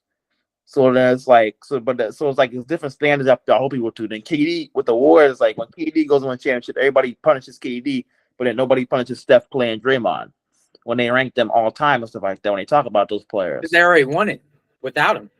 But I do agree. They don't win those rings. I am with you though. The Warriors do not win those rings against the Cavs without KD. like But they did win it without him. okay. And here's my and I've had an argument thrown at me, and and that's fine. Here's the next thing. The year they won it, you want me to break news for you? KD was the best player. I know. No, that's not it. What? If I'm wrong, but wasn't Kyrie and Caleb hurt? They were. Well, that's part of basketball. So and I understand that, but if Kyrie and Caleb are healthy, I mean, we saw what happened. They came back game. They won in 7. Like You can't take away from them being fully healthy getting to the playoff. I understand. I've had the argument. You can't. Injuries is part of basketball. Okay, They did their part in staying healthy to get to the finals, okay, and it's the Cavs' fault that's fine. That's fine. But when LeBron, Kyrie, and Caleb were healthy, they beat the Warriors. So if history is right, it shows that they were the better team. So if KD never joined the Warriors, there would be no Warriors dynasty. You know what would happen? LeBron has 7, 8 championships right now. Wouldn't be a debate who to go this. That's what it is. So I was going to be honest. Without KD, LeBron has 8 rings right now, maybe 7 at least. Or like what? No, he has like 7. He ties Jordan or passes him by 1. Like he has 2 or 3 chances in that run. They beat him with Kyrie and Caleb. Without KD, there is no word dynasty. It's flat out what it is. And Draymond niggas sit there and cry they won. That's just what it is. People don't understand that. Without KD, LeBron is the greatest of all time. There's no debate. Flat out. I agree. Okay, so they won, and I give it to them. They won in 2022. I'll give that to them. I'll give that. They won that, and they won 2016. And I get those injuries. They got 2 championships that they got out themselves. Other than that, that was all KD. Even when they lost, to the Raptors. Now they did lose Klay Thompson too. You can argue people that Klay Thompson still would have won that series, but they were a different team if you watch. Warriors needed KD and KD needed the Warriors. That's why I have Steph Curry. I don't think you need KD all the time. Steph Curry's above KD all the time. I don't think, if you look at accolades, yeah, you could put accolades. No, in terms of players too. KD's the best scorer of all time. Steph's the best shooter of all time. That's fine, but and that's fine. That's great, all. But I feel as if when KD goes on that floor, I just think that even when he goes to the Brooklyn, right? I just think KD's put in different situations. Like Steph was just blessed to be on the Warriors. If Steph was ever blessed to be in that position, I think we're talking about him in a different light. At the end of the day, KD, Steph was blessed to play with Draymond, have Steve Kerr as a coach, and have Klay Thompson. Steph got Russell Westbrook, and at the end of the day, Russell Westbrook's game just doesn't translate to the playoffs with his lack of shooting. So that hurt him. In his best years when he was MVP, he didn't have anybody else. It was him and Andre Roberson, so they weren't even really spacing the floor. So I also think it's a team thing, and where guys were put in different situations too. If you look at where KD had, he didn't really get the best. Steph just had all you had to do was stay in Golden State, and they're bringing you to Klay Thompson, Draymond Green, and Steve Kerr is one of the greatest coaches of all time. Of course, you're gonna look a lot better. I think at the end of the day, when they were together, I think KD was a better player. I think that showed. At the end of the day, Steph could be a great shooter. I just think KD is a better player, and KD was more dominant at a longer time. People forget Steph didn't pop off till it took him like 4th year or something. He was like 25 when he first started popping off. KD popped off going back to Texas when he was 18, came into the draft into a pick and was given 20 a night as a rookie. So people don't put in the long y'all. That's what I'm saying. Y'all give LeBron the longevity, but y'all give KD the longevity. Like when it comes to longevity, it's LeBron, KD, and Steph. That's what y'all don't. That's all. See, y'all want to discredit people, but y'all don't want to give KD the credit for longevity. And guess what? KD's going to be playing at this level for a very, very long time. Who was on KD's team in the Warriors? On the Warriors, Steph playing. I'm sorry, on the Thunder. Sorry. It was Russ. I think they had Ibaka. They had Andre Roberson. Harden. They had I think they had Nick Collison. I think they might have Darren Collison. Harden. They had Harden. Okay, but Harden was what he is now. I agree, but still. Okay. So Harden was first of all, he was 6th man.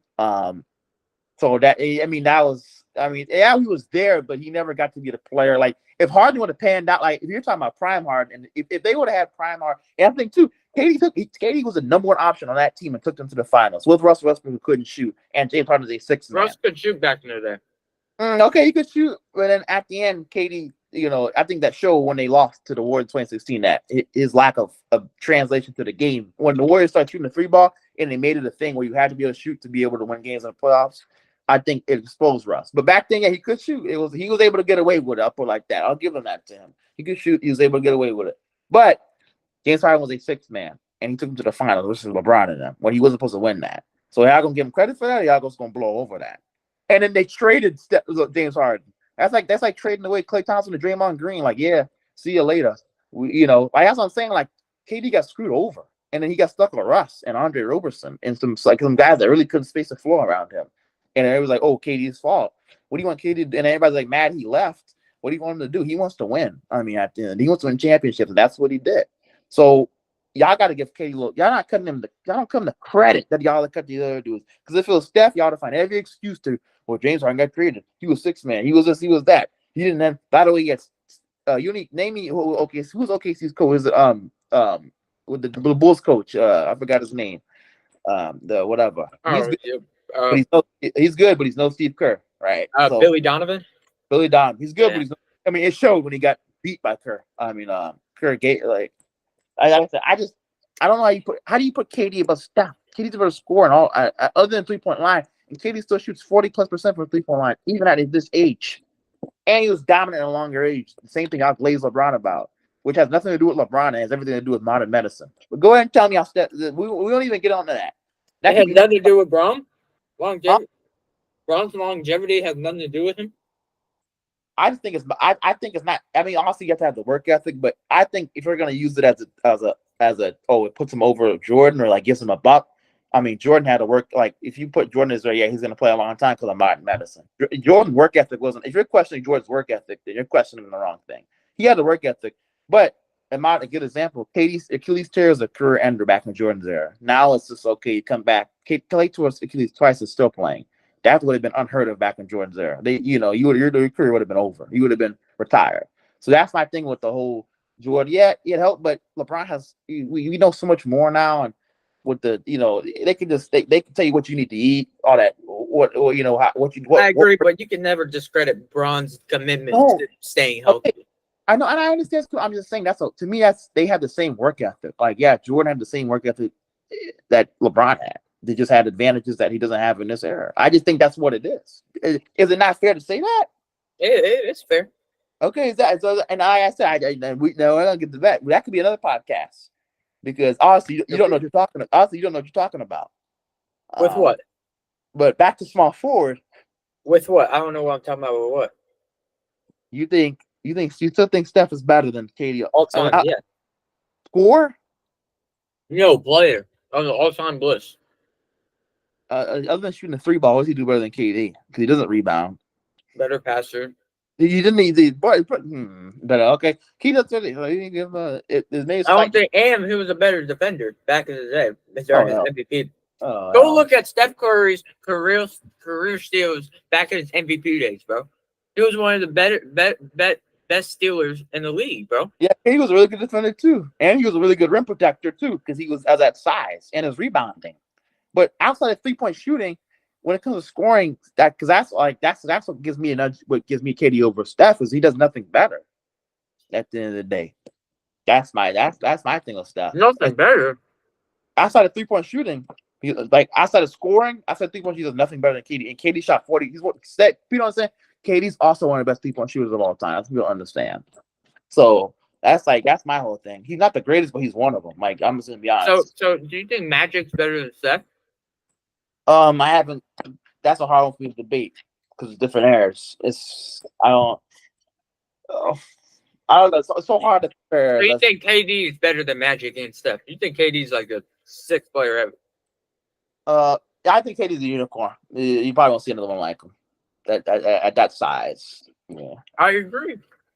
I know, but I just think people like he didn't get a fair hand, and then it looked like he ran to Golden State, but he did. Draymond caught him in the parking lot crying. People don't talk about that though. That's what it is like, and the reason why he was crying because he knew that if he didn't have KD, there was no ring. As great as Steph was, you need playing him wasn't enough. So I agree in that area, but 2022 proved. I give him that. I said he has 2 rings to me that I can give him without discrediting him, and that's 2022. So does KD. Okay, exactly. So now we're starting to get in the same realm with accolades. Now we're really in the same realm. Other than MVPs, we're really in the same realm everywhere else. That's what it comes down to. Outside of 3-point shooting, Steph does nothing better as a scorer than KD outside of 3-point shooting. KD's a great scorer, but that you can't guard. You can't guard Steph either. But it's like another thing about KD's game too is if you do what do you appreciate more? The fact that KD has to get his buckets off ISO. Okay, my next question for Steph is, and we may never know, but without Draymond and Steph, who he is now, because Steph does a lot off ball, and he has one of the greatest minds of all time and one of the greatest passes of all time. So without Draymond being in the so your biggest argument, which is fair, that KD is better than Steph, is without Steph's system at the Warriors, what can he do, and KD has proved he can do it on multiple teams. Yeah, and KD gets his buckets off like straight. It's just I like off him doing it. yeah, it's like 1-on-1 ISO. He's going at the best, like whoever's in front of him. Like at times, Kawhi Leonard and LeBron. What about the Olympics this year? I think the Olympics.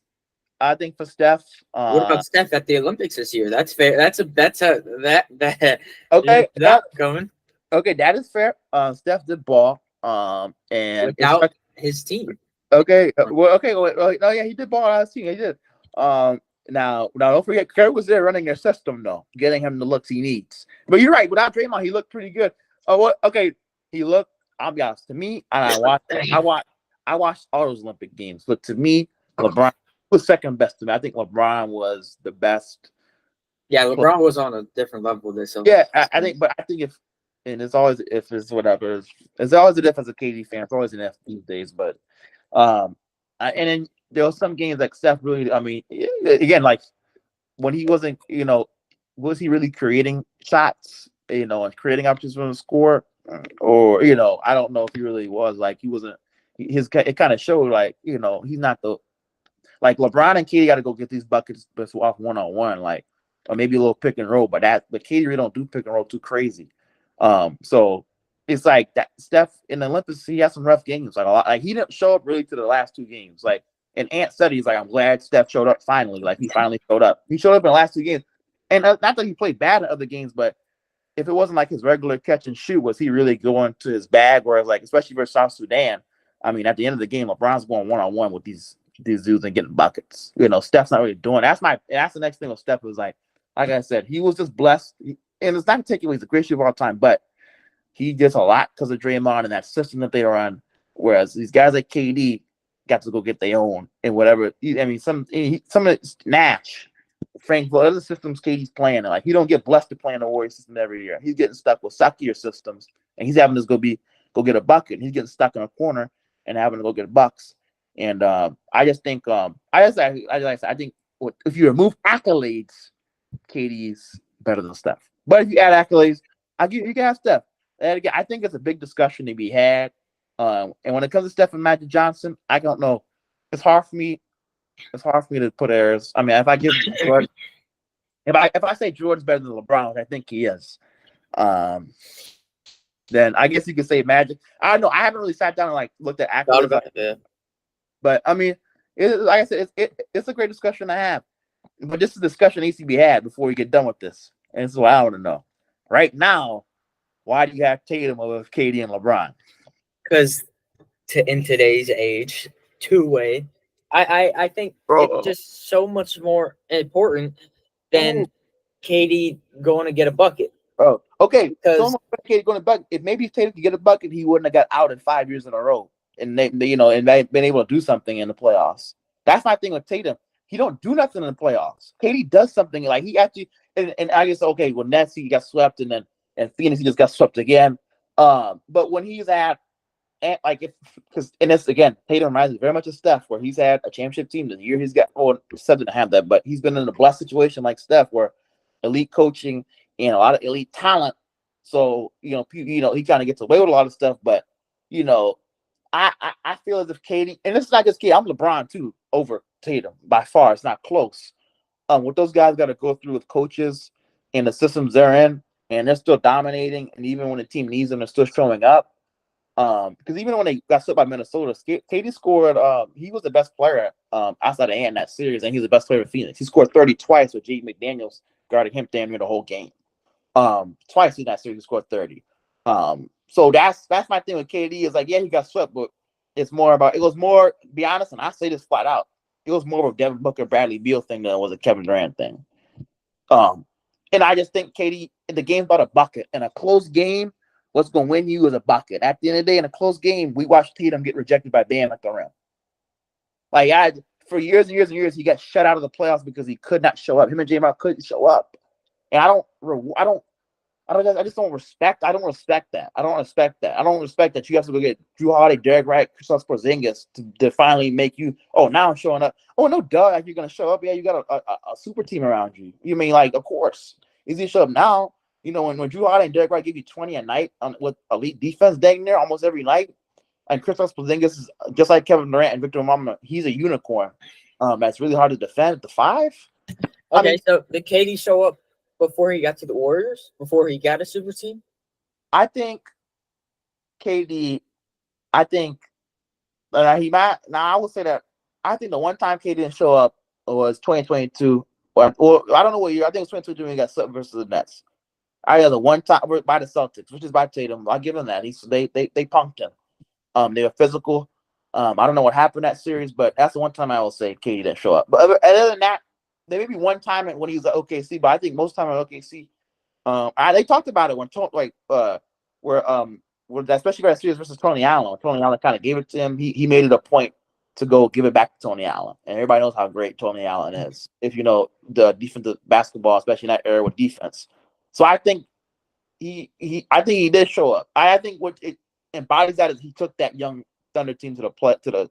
It's almost like imagine SGA last year took that Thunder team to the. So has Tatum many of times, and he finally got the job done last year. And I got to, and Tatum was great. It was great, but he took a what was Steph and them, and that's great. And like I said, I need to go back and I need to go back and watch so I can watch him because I said I wasn't alive. I can agree. Tatum is shaky in the playoffs, and KD ain't no shaky. And I'll go back and watch. You could say that, but after last year getting swept, that's bad. You got to win at least one game. Okay, and I understand he got swept, but it wasn't a. If we're just talking about individual players, and this is LeBron too. So when you throw your argument, throw LeBron in there too, and I want to know the reason why he's above LeBron too. I think LeBron's still better than him. It's not close. I think just because his come on, just how young he is still. Look, Tatum ain't never gonna be better than LeBron. I don't care. Okay, this is what I'm thinking. I don't think he's. I'm basing this based off how Tatum will perform this year, based off stats, based off team. Like you could say, KD's going to be a better scorer than Tatum this year. Obviously, LeBron's probably going to be better, but Tatum is going to be better than them this year, and will take his team further. In my opinion. So my thing with Tatum, like I said, it's just the other stats is cool, but it's a playoffs view. And I just don't know. Like I know LeBron show up, KD. I don't Tatum. Like I said, he was just nowhere to be found. Jimmy Butler was out of you on the second night. With a loaded roster, Marcus Smart, defensive player of the year. Jaylen Brown was an all-star. Al Horford was there. All these dudes are there, and they're giving you a roster, and you can Kemba Walker, Kyrie. I mean, he went to Kemba Walker, Kyrie Irving, and Marcus Smart. I mean, all-star, Hall of Famer, defensive player of the year. Probably going to be one of the best defensive players of the generation. Maybe be a Hall of Famer. Like at the point guard, that's impossible to win a defensive player at a guard position. I mean, they give you all that. I mean, and you get. I just don't. Like I said, I just don't respect them and their lack of playoff ability. And that's why I have respect. I think Luka's 10 times a player against Tim will ever be. I think Booker's 10 times a player because I respect what they went through and the grind they put in and showed up when they didn't have loaded rosters like Tatum. Luka, D-Book did it. KD did. LeBron did it. Tatum ain't never done it. And like I said. So it's going to be a while till I ever gain respect for Tatum. Maybe I will. And that shot kind of looks ugly, and it showed in the NBA Finals. He doesn't have a shot. I mean, this just doesn't look good at all. It looked like he got – and again, that's regression. Has he gotten better? Has he been the same player for a very, very long time? He's probably been – since the bubble, has he really gotten better? He looked on the rise in the bubble, and ever since then, he's just been he's nothing special. He's just it's cool. Jaylen Brown's best player on that team. That's somebody I'd really give more respect to than him. Like you said, Brown showed up in the finals. He didn't. And it's not even a Steph KD thing. He's not even on that level. I give Steph respect. You know, he won it on his own. He showed up in big moments. That's fair. Okay, Tatum will show up in big moments. When y'all gonna start giving KD and LeBron their respect? They show up in big moments. Look, Tatum ain't done crap. I mean, Tatum can't hold their jock strap. So I just when y'all gonna start what is y'all obsession with Tatum? Because he ain't nothing to rave about. Like everybody wants to make him like the next American star, but it's just not what he's cut out to be at the end of the day. Like at the end of the day, I think long term Ant is going to be better than him. And I agree. Okay, come playoff time. Right now, I think this year Tatum will be a more valuable player to the Celtics than LeBron and KD will be to their teams. And that's what I'm basing it on. How's he? Okay, so Phoenix, that team is loaded in Boston. So valuable is KD. I mean, how's he gonna be more valuable? I think KD and LeBron gonna be more valuable in what the team's gonna ask him to do than Tatum, because like you saw he can have off nights with 10 points. You know what happened? That's what happened. KD can have an off night. He was getting swept at the playoffs. Tatum has an off night and they beat the Dallas Mavericks, who ran through the West. Like that's the difference between my thing about valuable with Tatum. We saw how valuable he is. He really isn't that valuable. I mean, they beat the second best team in the NBA by far without him playing. He wasn't even playing at a high level role player. I mean, he wasn't even playing at that level. So how valuable is he really? He doesn't seem like who was valuable was Jaylen Brown. That's who was valuable. I agree. Derek White was valuable. Drew Holiday was valuable. Jason Tatum was there, like trying to imitate Kobe. That's my thing with Tatum. I'm fed up with him, honestly. People trying to talk about he's next LeBron and all that. He's not. I don't say all that. Yeah, I do think that he will perform better this year, and that's all I'm basing it off of. I do think he'll in terms of stats. Did you think in terms what? Do you think he was better than them last year? Wow. In the regular season, but not in the postseason. Wow. That's wild. I've never thought Tatum was better than KD LeBron ever at any point in his career. Maybe in 2022 when he beat KD and swept him, I give him that. I said that was KD. He played bad. He looked like a great player, but at any point in Tatum's career other than 2022, and in 2022, I don't think he was better than LeBron. But he was better than KD in 2022. But other than that, I don't think he's ever been better. I don't think he's really been close. I don't think he ever will be. I think everybody just has an obsession for the Steph, KD, LeBron are gone. So like the same thing. And that kind of, if you want to use the Olympics, backs the statement up. The Olympics backs it up. You know what I mean? Yeah. I mean, at the end of the day, people are like, why didn't he play? He's just not all that. Like, there's a reason why Ant and them played over him. Derek White, Drew, like those are reasons Bam out of bye. Like those guys played. Well, Bam was positional wise, but Ant, Drew, Derek, KD, like the reason why LeBron, like the reason why your final three on the floor was KD, Steph, and LeBron, and that not Tatum. Like that's who they close. Yeah, that's true. But that's also because they're the guys right now. Yeah, exactly. And that's what I'm saying. It's still are the guys. Like when you're gonna close a game, I'm closing with KD and LeBron and Steph. I'm never gonna close with Jason Tatum. I agree there, but yeah. Okay. Here's the thing. Here's the thing at the end of the day. If he was really like that, he would have been on the floor. But he's not like that. At the end of the day, like, we know who the top dogs are, and everybody on Team USA knew it. And he can sit there and laugh and cry and complain to his mama all day he wants to, but there's a reason why he didn't play a lot. So who do you think who's the best point guard in the league?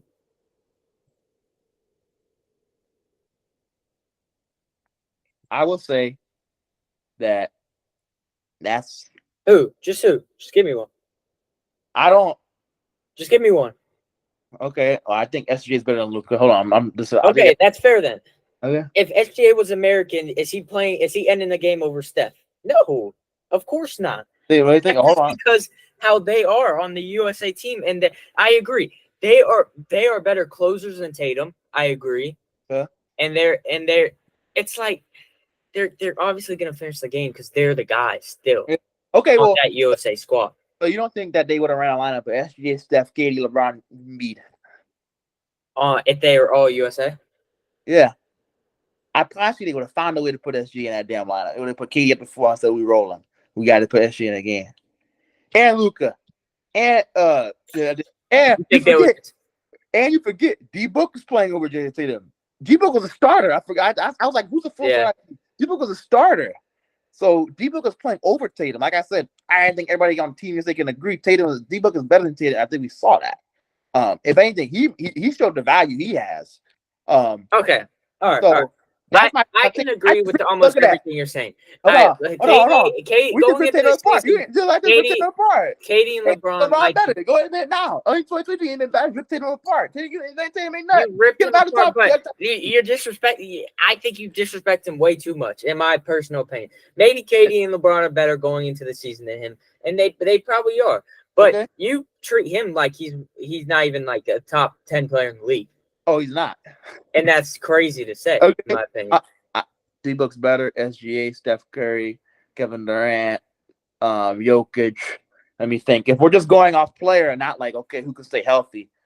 Anthony Davis, Joel Embiid. Let me think. Let me think. SGA. But you already said that shit. But that's Okay. not fair. Hold on. Based off just player. Because Hold right on. now, I do agree. AD can be a top 10 player if he stays healthy, but Okay. he's not. Tatum Okay. is the top 10 player in the league. Okay, hold on. I'm saying if we're not including health, player without health, we're just talking about the best players in the NBA without health. AD is by far much better than Embiid is by far. Jokic is by far, but like all those guys are by far better than Tatum. But we're not including health. We're not including health. We're just saying like just imagine everybody's healthy and that's just how they are, and we've seen them play at their best. Who's the best from last season? When they're healthy, I might even take Maxey, honestly. And Brunson for sure is way better than Tatum. I think the Knicks would have beat the Celtics if they would have played if the Knicks were healthy. Honestly, I think Brunson by far. So yeah, I'm not like I said. I don't think top 10 player. If I had a list, I could give you 10 easy, and I might be able I to give just think you're so. It's insane. It's you insane how much of a critic you are towards Tatum in this. because I think everybody's looking for the next American star, and it's just not. We're not that. No, you are. No, he's not. I agree. He's not no LeBron. He's not no KD, and he won't even be close to them ever. Yeah. But he's a top player in the league right now, and he's a top 10 player in the league right now, and he could be the best small forward in the league right now. Like what? And my thing is, the game's about a bucket, and he's just not a bucket. He is a bucket. So, come on. Okay, yeah, he's a bucket at times. You're just hating. Other times he's not a bucket. He's just on the floor. Oh, like, what did LeBron do last year in the playoffs? Really, I think LeBron could he have played better, and Kevin Durant could he play? Yes, they could have, and they did not play as. They didn't play to the standard that we're used to. I think I don't know. I didn't watch. How long did it take? Actually, no, I'm not even gonna say that. No, you said it. No. Okay, this is debate. So with LeBron, could they both play better? Yes. I just think what they're asked to do, like LeBron can't. I would say Lakers were toe and toe with the Nuggets the whole time, and I had everything to do with LeBron and Anthony Davis. I would say that. Every watch that series. If LeBron scores 10 points, the Nuggets are blowing out the Lakers. It was not even close. So at 15 points, that's my big thing. He's just not valuable to this. Like the Celtics could probably trade him and still be in the Eastern Conference Finals without him, and maybe even win the whole thing. Honestly, I mean that showed last year. At the end of the day, him and Porzingis, they really missing him and Porzingis the whole playoffs, and they still won an NBA championship. By the best team in the NBA by far. What he needs to do is go sit down there and know that he'll never be as great as Devin Booker, Luka Doncic, or Anthony or SGA or Jalen Brunson. Like, it was what like I said, the next American star is Cooper Flagg. That is somebody. He has I've seen his attitude when he blocks him. I mean, that dude has the attitude. Watching him in the scrimmage, he played in a scrimmage against the USA team. That was great. You know what I'm talking about? Yeah, exactly. Yeah. Like that dude is somebody. Now his shot's a little funky, but if it works, it works. Same thing with Halliburton. If it works, it works. Wait, we need to talk about Chet shot. I told you about Chet shot. It's horrible. It's so bad. And Michael. Oh my God, what did they do to Michael? Even Ant said it, like, bro, your shot changed. Like that. And I don't understand. Like, I don't know, bro. Do these people have they never heard of Lethal Shooter, bro? Like, bro, Lethal Shooter, and there's one more guy. I forgot. He trains all the other guys. Like, there's two guys I know. If I was in the NBA, yeah, Chris Berkeley. Two dudes I know. If I was in the NBA, I'd be going to them to work on my shot. Yeah, like I don't understand who they train with. Some high school coach. Like I don't know. I don't get it. Yeah, like who they train. Like who are these guys? Who's like Tatum? I think not to drag Tatum, but if you look back, Tatum's shot was better when he was younger, like in the bubble, than it is now. And we all know that his shot changed a lot. And I think that affects the performance, honestly. But I just don't know where these guys are going. I think Tatum's part of that. Tatum, Michael, and Chet. I feel like OKC with Chet shot changing. Can he space the floor like he used to? Or like we thought he was going to? Oh, Chet? Yeah, because that's the big thing about him in the draft was like, okay, well, he can space the floor. And going in the future, okay, even though he didn't show it very much versus Dallas, like you could put him and Hartstein on the floor together because of his floor spacing. Now, can you do that anymore with his horrible shot? I don't know if you can. Because you can't have two bigs that can't space the floor. You're going to get destroyed. Yeah. That's my next question for OKC is because we showed Chet just did it, and it didn't look like he put on enough weight to be a true five. I mean, I think Lively and Gafford showed that. They punked him in the playoffs. Yep. So Let me ask. So, what you think? Is it how what is the rotations look like for you when it comes to playoffs in like big or like just close games? What do you think? Is it Hartenstein and Shet? Is it because remember Lou Dort too though, and I know you Mavs fans have a very strong opinion towards Lou Dort. But his shot. What's our opinion on Lou Dort? No, that's it. I know you Mavs fans have a very. What's strong our opinion on him? I want to know. Well, at least from I know a lot of y'all. Yeah, we hate him. Yeah. And he sucks. Oh yeah. In that Yeah. NFL. No, be- he does hack. Bro, hacks. yeah, But- No, So- I don't hate Lou Dort. I think he's a good one of the best two ways in the league. okay. So, but so his shot like he's not a consistent shooter. No, though. no. And neither. Okay, so if Chet's not either, they that's two starters from like who's starting for you? Like, that's my question. Or is it going to be Caruso? How does that work to you? Caruso. I think I think right now though we'll see. But towards the end of the season, I think Caruso would be that too, man. And you still remember they have Jalen Williams. the They other do. one. Oh, he can shoot. So I wouldn't be surprised if they put him with like Chet out there, and they have like a Wiggins or a Joe with like a Hartenstein out there because they couldn't because with Chet at the center you couldn't really put like it was just bad sometimes and he would just get demolished. But now you got Hartenstein. I don't know. We're gonna see, and I think that's what is gonna make them better because that's what's gonna make all of them compete to get a spot at that because they have so many. They're so deep. Okay, And they're gonna. And I mean, I think at the start of the season, Chet will finish, but they'll see that Hartenstein will just be a better finisher towards the end, and I think that will make Chet improve more on his defense. I think Chet will still be a 20-minute type of guy, though. Well, I'll say it right now. I'll say it right now. I think if it come playoff time, Chet. Well, and to me, I thought he needed to put weight, on him and in his ass, and I feel because he's light in a lot of areas. Yeah, he is. I don't think he did that. So to me, I think Hartenstein should be a starter when it comes to meaningful games. I agree. And I think now you look at Chet, is he a trade piece, right? Maybe the Phoenix. You want Chet? Not for that. You already got Bull. Nah, but if Chet's not the starter, and I'll predict it now, Chet's not the starter, I wouldn't be surprised if he's traded or because he's not gonna get released. But if he's traded to a different team, I wouldn't be shocked. It wouldn't shock me. I just don't think if he's not able to space the floor, I think his starting time in OKC is done. But we know a lot of teams could use a Chet around the league. So it's not like he don't got a spot. Like I say right now, in Phoenix, he could probably start Phoenix. Because he would fit Budenholzer's scheme. And I'm not the only, this is my team, so I can say that automatically. But there's a lot of teams that could take him. Like maybe even the King. I don't know. But his spacing is my thing. Can he space the floor? And if he's not the starter, I'm gonna be honest. I'll predict it right now. I think Chet gets traded from OKC this year or next year. And probably in the offseason. Because that if he's not starting, I just don't see him staying around. And I think for Dak, they have all those picks too. It's insane. They do, so they could get another big. Like, here's my thing with OKC is my thing with Dagnall is, will he have the balls to make the adjustment? Because last year, as a Mavs fan, you saw Isaiah Joe should have been starting over Josh Giddey for spacing purposes. Yeah.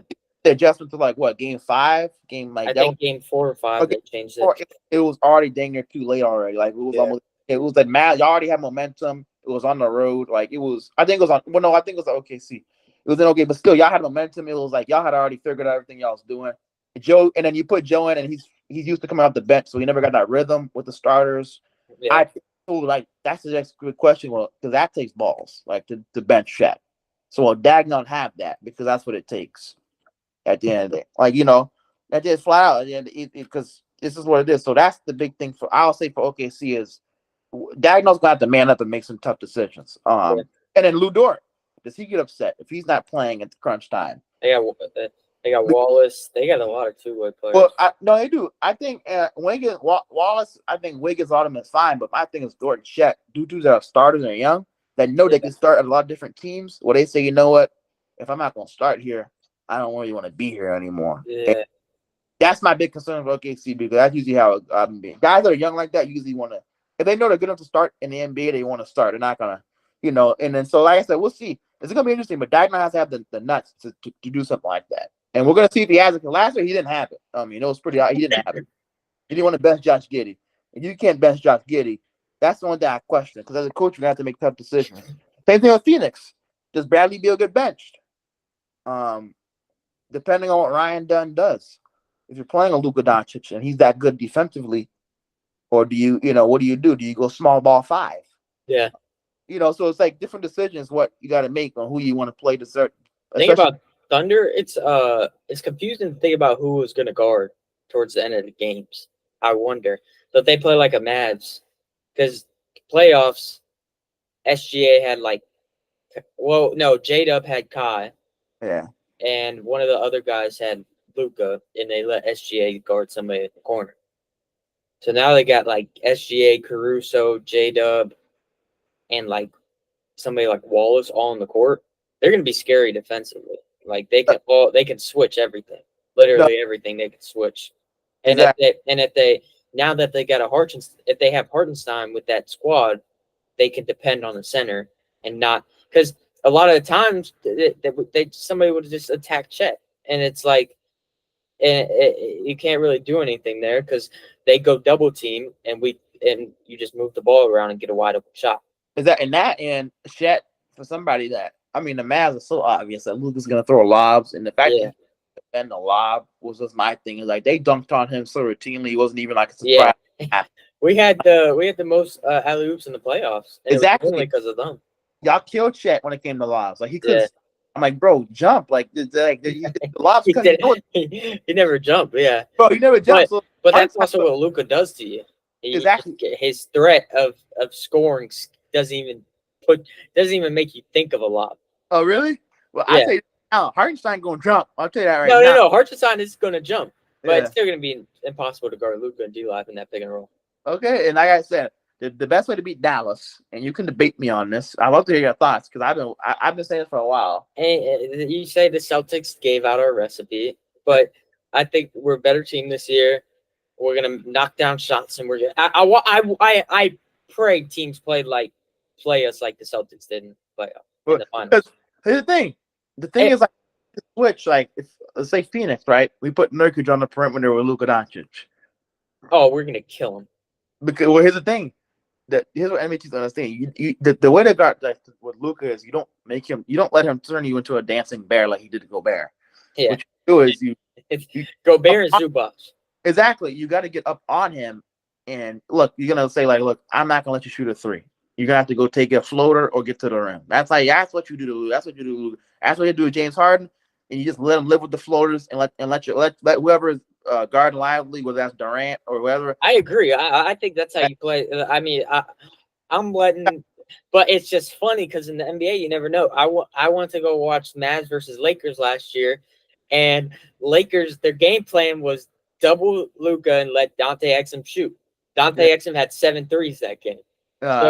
So you just never know, and you never know. And then when you don't double Luka, what the Hawks did, he dropped 73 on them. But I think right now, and here's something that a lot of teams don't have. Phoenix has Ryan Dunn.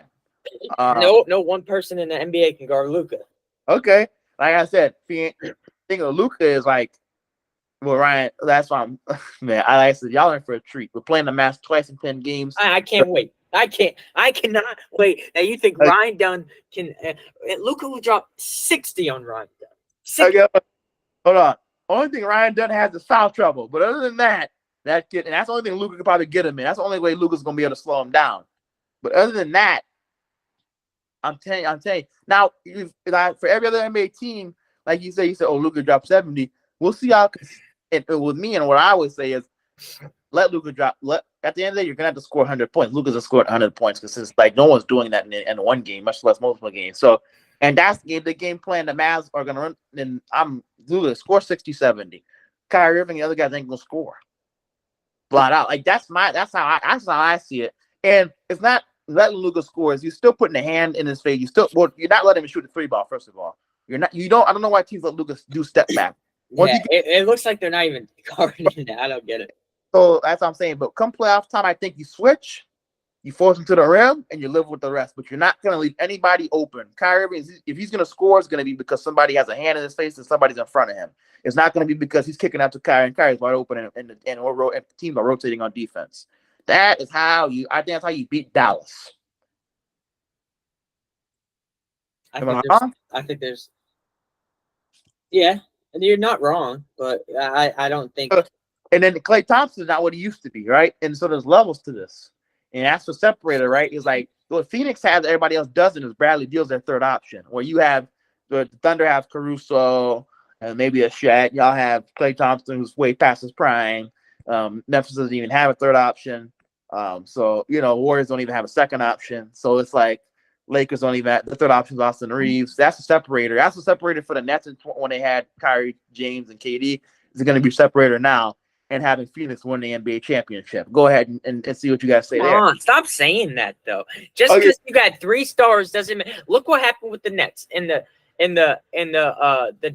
what, other than injuries, y'all had the squad. Okay. I don't think the 3 stars thing is gonna work out. Okay. It's not gonna work out. Just because we have 2 stars and Klay is receding, we still have one of the best rosters in the league. Yeah. Okay. Was 2 of the. Look at our center duo. Center duo is amazing. We got PJ Washington. He's only getting better. He's amazing. We got Grimes, Marshall.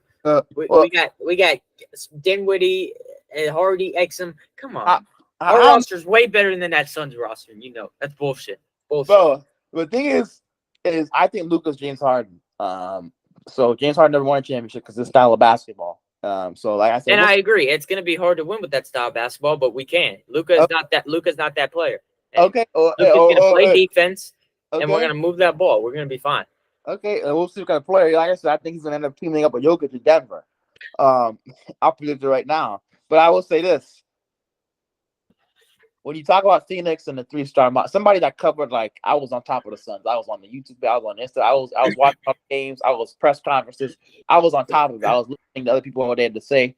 What I will say about the Suns' big 3, and I'll stand listed the day I die. If KD, if Kyrie, if Giannis never hurt Kyrie, and that's why I don't believe in Kyrie. There's always some kind of excuse with him. He got hurt, this, that, whatever, dude. Because that franchise was poverty, but keep going. Okay, well, it was good enough for him to go to KD to join up with KD, right? So but he didn't realize how bad of that franchise that was. It wasn't. The thing was that roster was primed to win a championship. I will say that. Only thing is Kyrie got hurt, James Harden got hurt, and that's the only thing that stopped them. But when those 3 were playing, that was unstoppable, and they would have smoked Milwaukee. They smoked Milwaukee 2-0 without James. I think it was just. I'm pretty sure if I remember, it was just Kyrie and KD. So then James would have got rest because they would have beat if they would have had Kyrie, they would have beat the Bucks. So then James would have got some rest, and then they would have played Atlanta or whoever, and they would have smoked Atlanta. They would have played Phoenix. They would have smoked Phoenix. It would have been over. Crazy. They had Taurean Prince, Karis LeVert, DeAndre Jordan, Joe Harris, Blake Griffin, Jeff Green, Spencer Dinwiddie, Claxton, Brown. They had Jared Allen. I remember Jared. Jared was actually there, I think, year 1 when he was there, but Kyrie and KD were out. No, I remember that. And Nick Claxton was just coming up on that 2022. Yep. But so I just think it was the same thing last year. Phoenix was availability.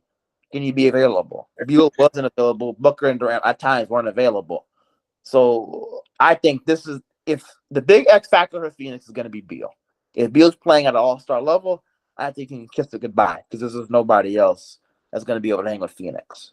It's the 2022 Suns Nets all over again. KD's going to win a championship, and the confetti's going to fall. Phoenix Suns are NBA champions. Or something. A lot of you Mavs fans. Oh, I can't wait till the parade happens at Dallas. Yeah, I'm gonna drag your ass to that parade in Dallas. Bro, that all everybody gonna see is Phoenix NBA champion. Kevin Durant's legacy is gonna be you shut your mouth, can't talk about him anymore, hoist the trophy, and I don't know, Bookman went finals MVP. We'll see. We'll see, but he's gonna win NBA championship. That's all I care about. KD gets a ring. That's all he needs, and now y'all can shut his mouth about Kevin Durant. But Beal is the X factor in all of this at the end of the day. And I think that's the one thing I'm going to be looking at closely with Phoenix is, can he be that X factor? I just think that if he's put, Beal was, at one point he was going at it with Steph to be the scoring leader in a season. He was averaging 30. If he can get to that level, he could. If Beal's shown he could play a level where he's unguardable, and he's at that level. He can, Okay, but can he's the number one option, and he's taking 40 shots a game. Hold on now. Remember, Beal can shoot the 3 ball, and Mike Budenholzer is emphasizing Beal. When you get open shots, take them now, fire off. So you're gonna see the Suns like we're shooting about 50, 60 threes a game right now. It's a really high amount, but we're almost playing a Celtic style of ball. So in a way, Beal's still gonna be able to get his shots to an extent because this is gonna happen now. Suns are gonna become such a good 3-point shooting team. Now you're playing kicking around. Now teams are rotating, pump fake, boom. Now you're getting to the mid range. Right now, it's gonna become a Celtic style of basketball where you're just throwing it, and it's a wide open 3-pointer. I think that's what it's gonna be. We're just not gonna have the 5 to space it, but other than that, I think this is gonna be. So in essence, Beal's still gonna be able to get his shots, and Budenholzer gonna have to play. Remember, Budenholzer he had Middleton and Giannis and Drew Holiday, 3 All-Stars. Now Holiday is a different team, but still like they all, to a certain extent, needed the ball they needed to have opportunities to score, and he had to make sure that they all had opportunities to score. You know what I'm saying, and make sure so he's dealt with this before. It's not nothing. It's not new to him. He understands that. Look, I got to create for 3 All-Stars. And so I think he's the best guy for the job. Him or Tyronn Lue, and obviously Spoelstra. But I just think it's Beal. If Beal plays at a high level, I think teams like Dallas, your third option is Klay Thompson. I mean, he needs to retire.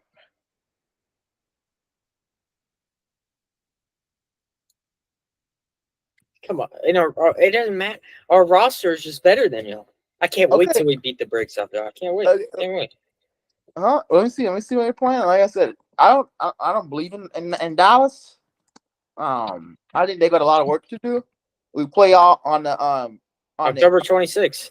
On the 6th, the 8th, and we play out once a month at this rate. The 6th, the 8th, and the 27th. So look, we're gonna play y'all 3 times before we even hit 2025. So we'll know very early. Game of the season. I can't wait. I can't wait. Okay, can't wait. I cannot wait to beat y'all in the Valley. Okay, we'll know very early in the season who's the better team early on. And then we play on March, so by then we'll be well-oiled, and we might even have a different roster when y'all see us. So, like I said, I don't think y'all understand how good Beal's going to be this year. And I don't think I understand how much. You don't understand how good our rosters are. Okay, but Monte Morris and Tyus Jones don't move you. Like, y'all don't have nobody on that. I was got a big problem with Exum. He looked like Devin Booker and Bradley Beal. He didn't look like you don't have just because we didn't get players that we did though. Dinwiddie and Grimes do move. Like I said, but Lively's still developing, and PJ Washington are still developing into very good role players. I will say I like Dinwiddie. We'll see about Grimes. And we'll see about Thompson. Grimes had a great day yesterday. He had 20 points. Like I said, I like Dinwiddie and I like Najee Marshall. Those are 2 and Najee Marshall is basically a Derrick Jones Jr. replacement. I will say this about Najee though. I say this. I'm still skeptical about his 3-point shot. We'll see how that holds up. I'm still skeptical about his shot. He's no Royce O'Neal, I can tell you that. I'd much rather have I'd rather have Najee than Josh Okogie.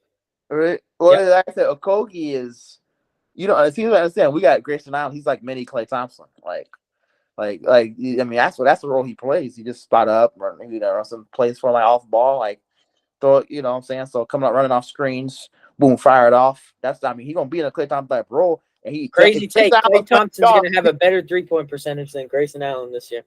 $5. Okay. Grayson Allen was the best 3-point shooter in the league last year. I know he was. Exactly. And now he's playing with some point guards now that can get him the ball, and Monte and Tyus, and a coach that can really run an offense for him. And you think Klay Thompson, out of all people that just couldn't get a shot yesterday, couldn't even get it back to the barnyard, could be gonna have a better 3-point percentage. $5? $5. Okay. You can shake on that. Klay Thompson will not have a better 3-point possession than Grayson Allen. And the thing is, Grayson, that's how deep Phoenix is. Grayson Allen is our 6th man, 7th man. Oh, don't say it. Look at how deep we are. Okay, hold on. Grayson Allen would start for Dallas. No, he wouldn't. Yeah. No, he wouldn't. He's not starting over Klay. Oh, he's better than Klay. Okay, you could say that, but he's still not starting over Klay. Oh, he's starting over Klay. No, he's not. He's not starting for Dallas, and that's bullshit. Okay, no, he's not starting for Dallas. like I said, y'all got a lot of work to do. I think y'all are behind us, OKC. We'll see how. I think y'all in Sacramento could be fighting fourth. I see y'all go. I can see y'all go out there with the Kings. That would be a good one. Kings, Mavs, Thunder, Suns for fight for the West Conference. I like that one. I like that. So I think that'd be a good. I like it. I like being the underdog. I like no credit after making the finals. I like it. But see, here's the thing. I don't. That's great that y'all made it, and I'm the same way with Phoenix and all teams. I'm great that y'all made it, but the only team I see returning, I actually don't see either one of y'all returning. But the Celtics are the only team I actually fight. I could actually believe in returning to the finals. The Mavs, I don't think have any shot at returning to the NBA finals. I think y'all are done. Done. Yeah. Shut up, dude. Well, okay. You're done. Okay. Y'all are done. The Suns are done. Klay Thompson can't shoot the ball at a high level. Can, bro. Not at a Grayson Allen level. Yes, And the stuff Luka puts on the ball whenever he passes it makes him makes a shot. Okay. So you're saying it's Luka magic? Yeah, it is. That's what we got. Luka magic down here in Dallas. Well, I will say this. It's gonna be so much fun when the season actually starts. Then we'll see who the real teams are. We will. Look, we're gonna come back to the poll next week because we still have another week of preseason. Sadly, Monday. Next Monday there's a lot of there's some good ones here. We still got, especially about off season and stuff like that. Yeah, but season starts Tuesday. Is that next Tuesday, right? Yeah. Okay, so next Monday we're gonna finish this up. We're gonna finish all our predictions, and then we're gonna be ready to see the Suns make a run for a real championship. It's gonna be really exciting. And teams like Celtics and the Mavs who think they're just they can already book their tickets to the NBA Finals. Mavs, I already booked my tickets to the Dallas or to Boston. Really? In June already. Yep. Got a plane ticket to Boston in June. Yep. You're that confident at Mavs are gonna win. Mavs versus Celtics again. Yeah. Mavs win Game 6. Okay, hold on. Before we go, this is a good one. Give me your final prediction is Mavs Celtics. Yep. Okay. Don't even tell me series game. I just want to know. You got Mavs Celtics. I'm gonna say it now, since you said it. Knicks Suns going at it. Finals. Yep. That's and Finals MVP. Huh? Yeah, MVP. Who? Who's your MVP for years? I think Devin Booker enters Kobe Mamba mentality. I got Kyrie. I'm sorry that Kyrie hasn't won a championship since he left LeBron, and that was back when we were in elementary, and you still have belief in him somehow, some way. I'm sorry Kyrie tricked you, and he didn't show. He got clamped by Drew Holiday and Derek White. I think he had a rough finals, but I think that was just nerves, and we'll be back. Oh, if that's nerves, that's embarrassing. You see, like I was saying, I'm taking KD and D-Book over any duo in the league, and I'll put my money on it. Come on. I'll put any amount. Kyrie and Luka is better than that duo. Kyrie and Luka is going to average more points than that duo. Really? Like I said, look, they can enjoy the regular season. That'll be a great duo. That's a great, hey, James Harden and Westbrook are a great regular season duo. In the playoffs, D-Book and KD, best duo in the league. We'll book it here right now. I'm making all the predictions are coming out now. Next Suns finals, KD Book best duo in the playoffs. Watch, it's gonna go down. Watch, it's gonna happen. Phoenix making a run. We'll see about Dallas. They have a lot of work to do. What they need to go do is try to go get Kuzma. That's what they need. They need a Kuzma. No, we don't. That'd be a great thing. Y'all go get Kuzma and replace him with Thompson in the starting lineup. Now that is something I can get behind. That's my. Let's see. Dallas, like I said, they need somebody like that. Maybe a Ben Simmons or something like that. We'll see what it is. And I'll make this is my last prediction. If I was Dallas, I would trade Kyrie for Trae Young right now. Because Trae Young's a playoff performer. We won't get it. We'll see it for next podcast. But I'm gonna make a prediction right now. If I was Dallas, Trae Young's a playoff performer and Kyrie's not. Oh yeah, he went to Boston and out and putting it out. Yeah, he put a fire out in Boston. So that guy's wet. He's on fire. So I'll take Trae Young every day of the week over Kyrie Irving, playoff performer.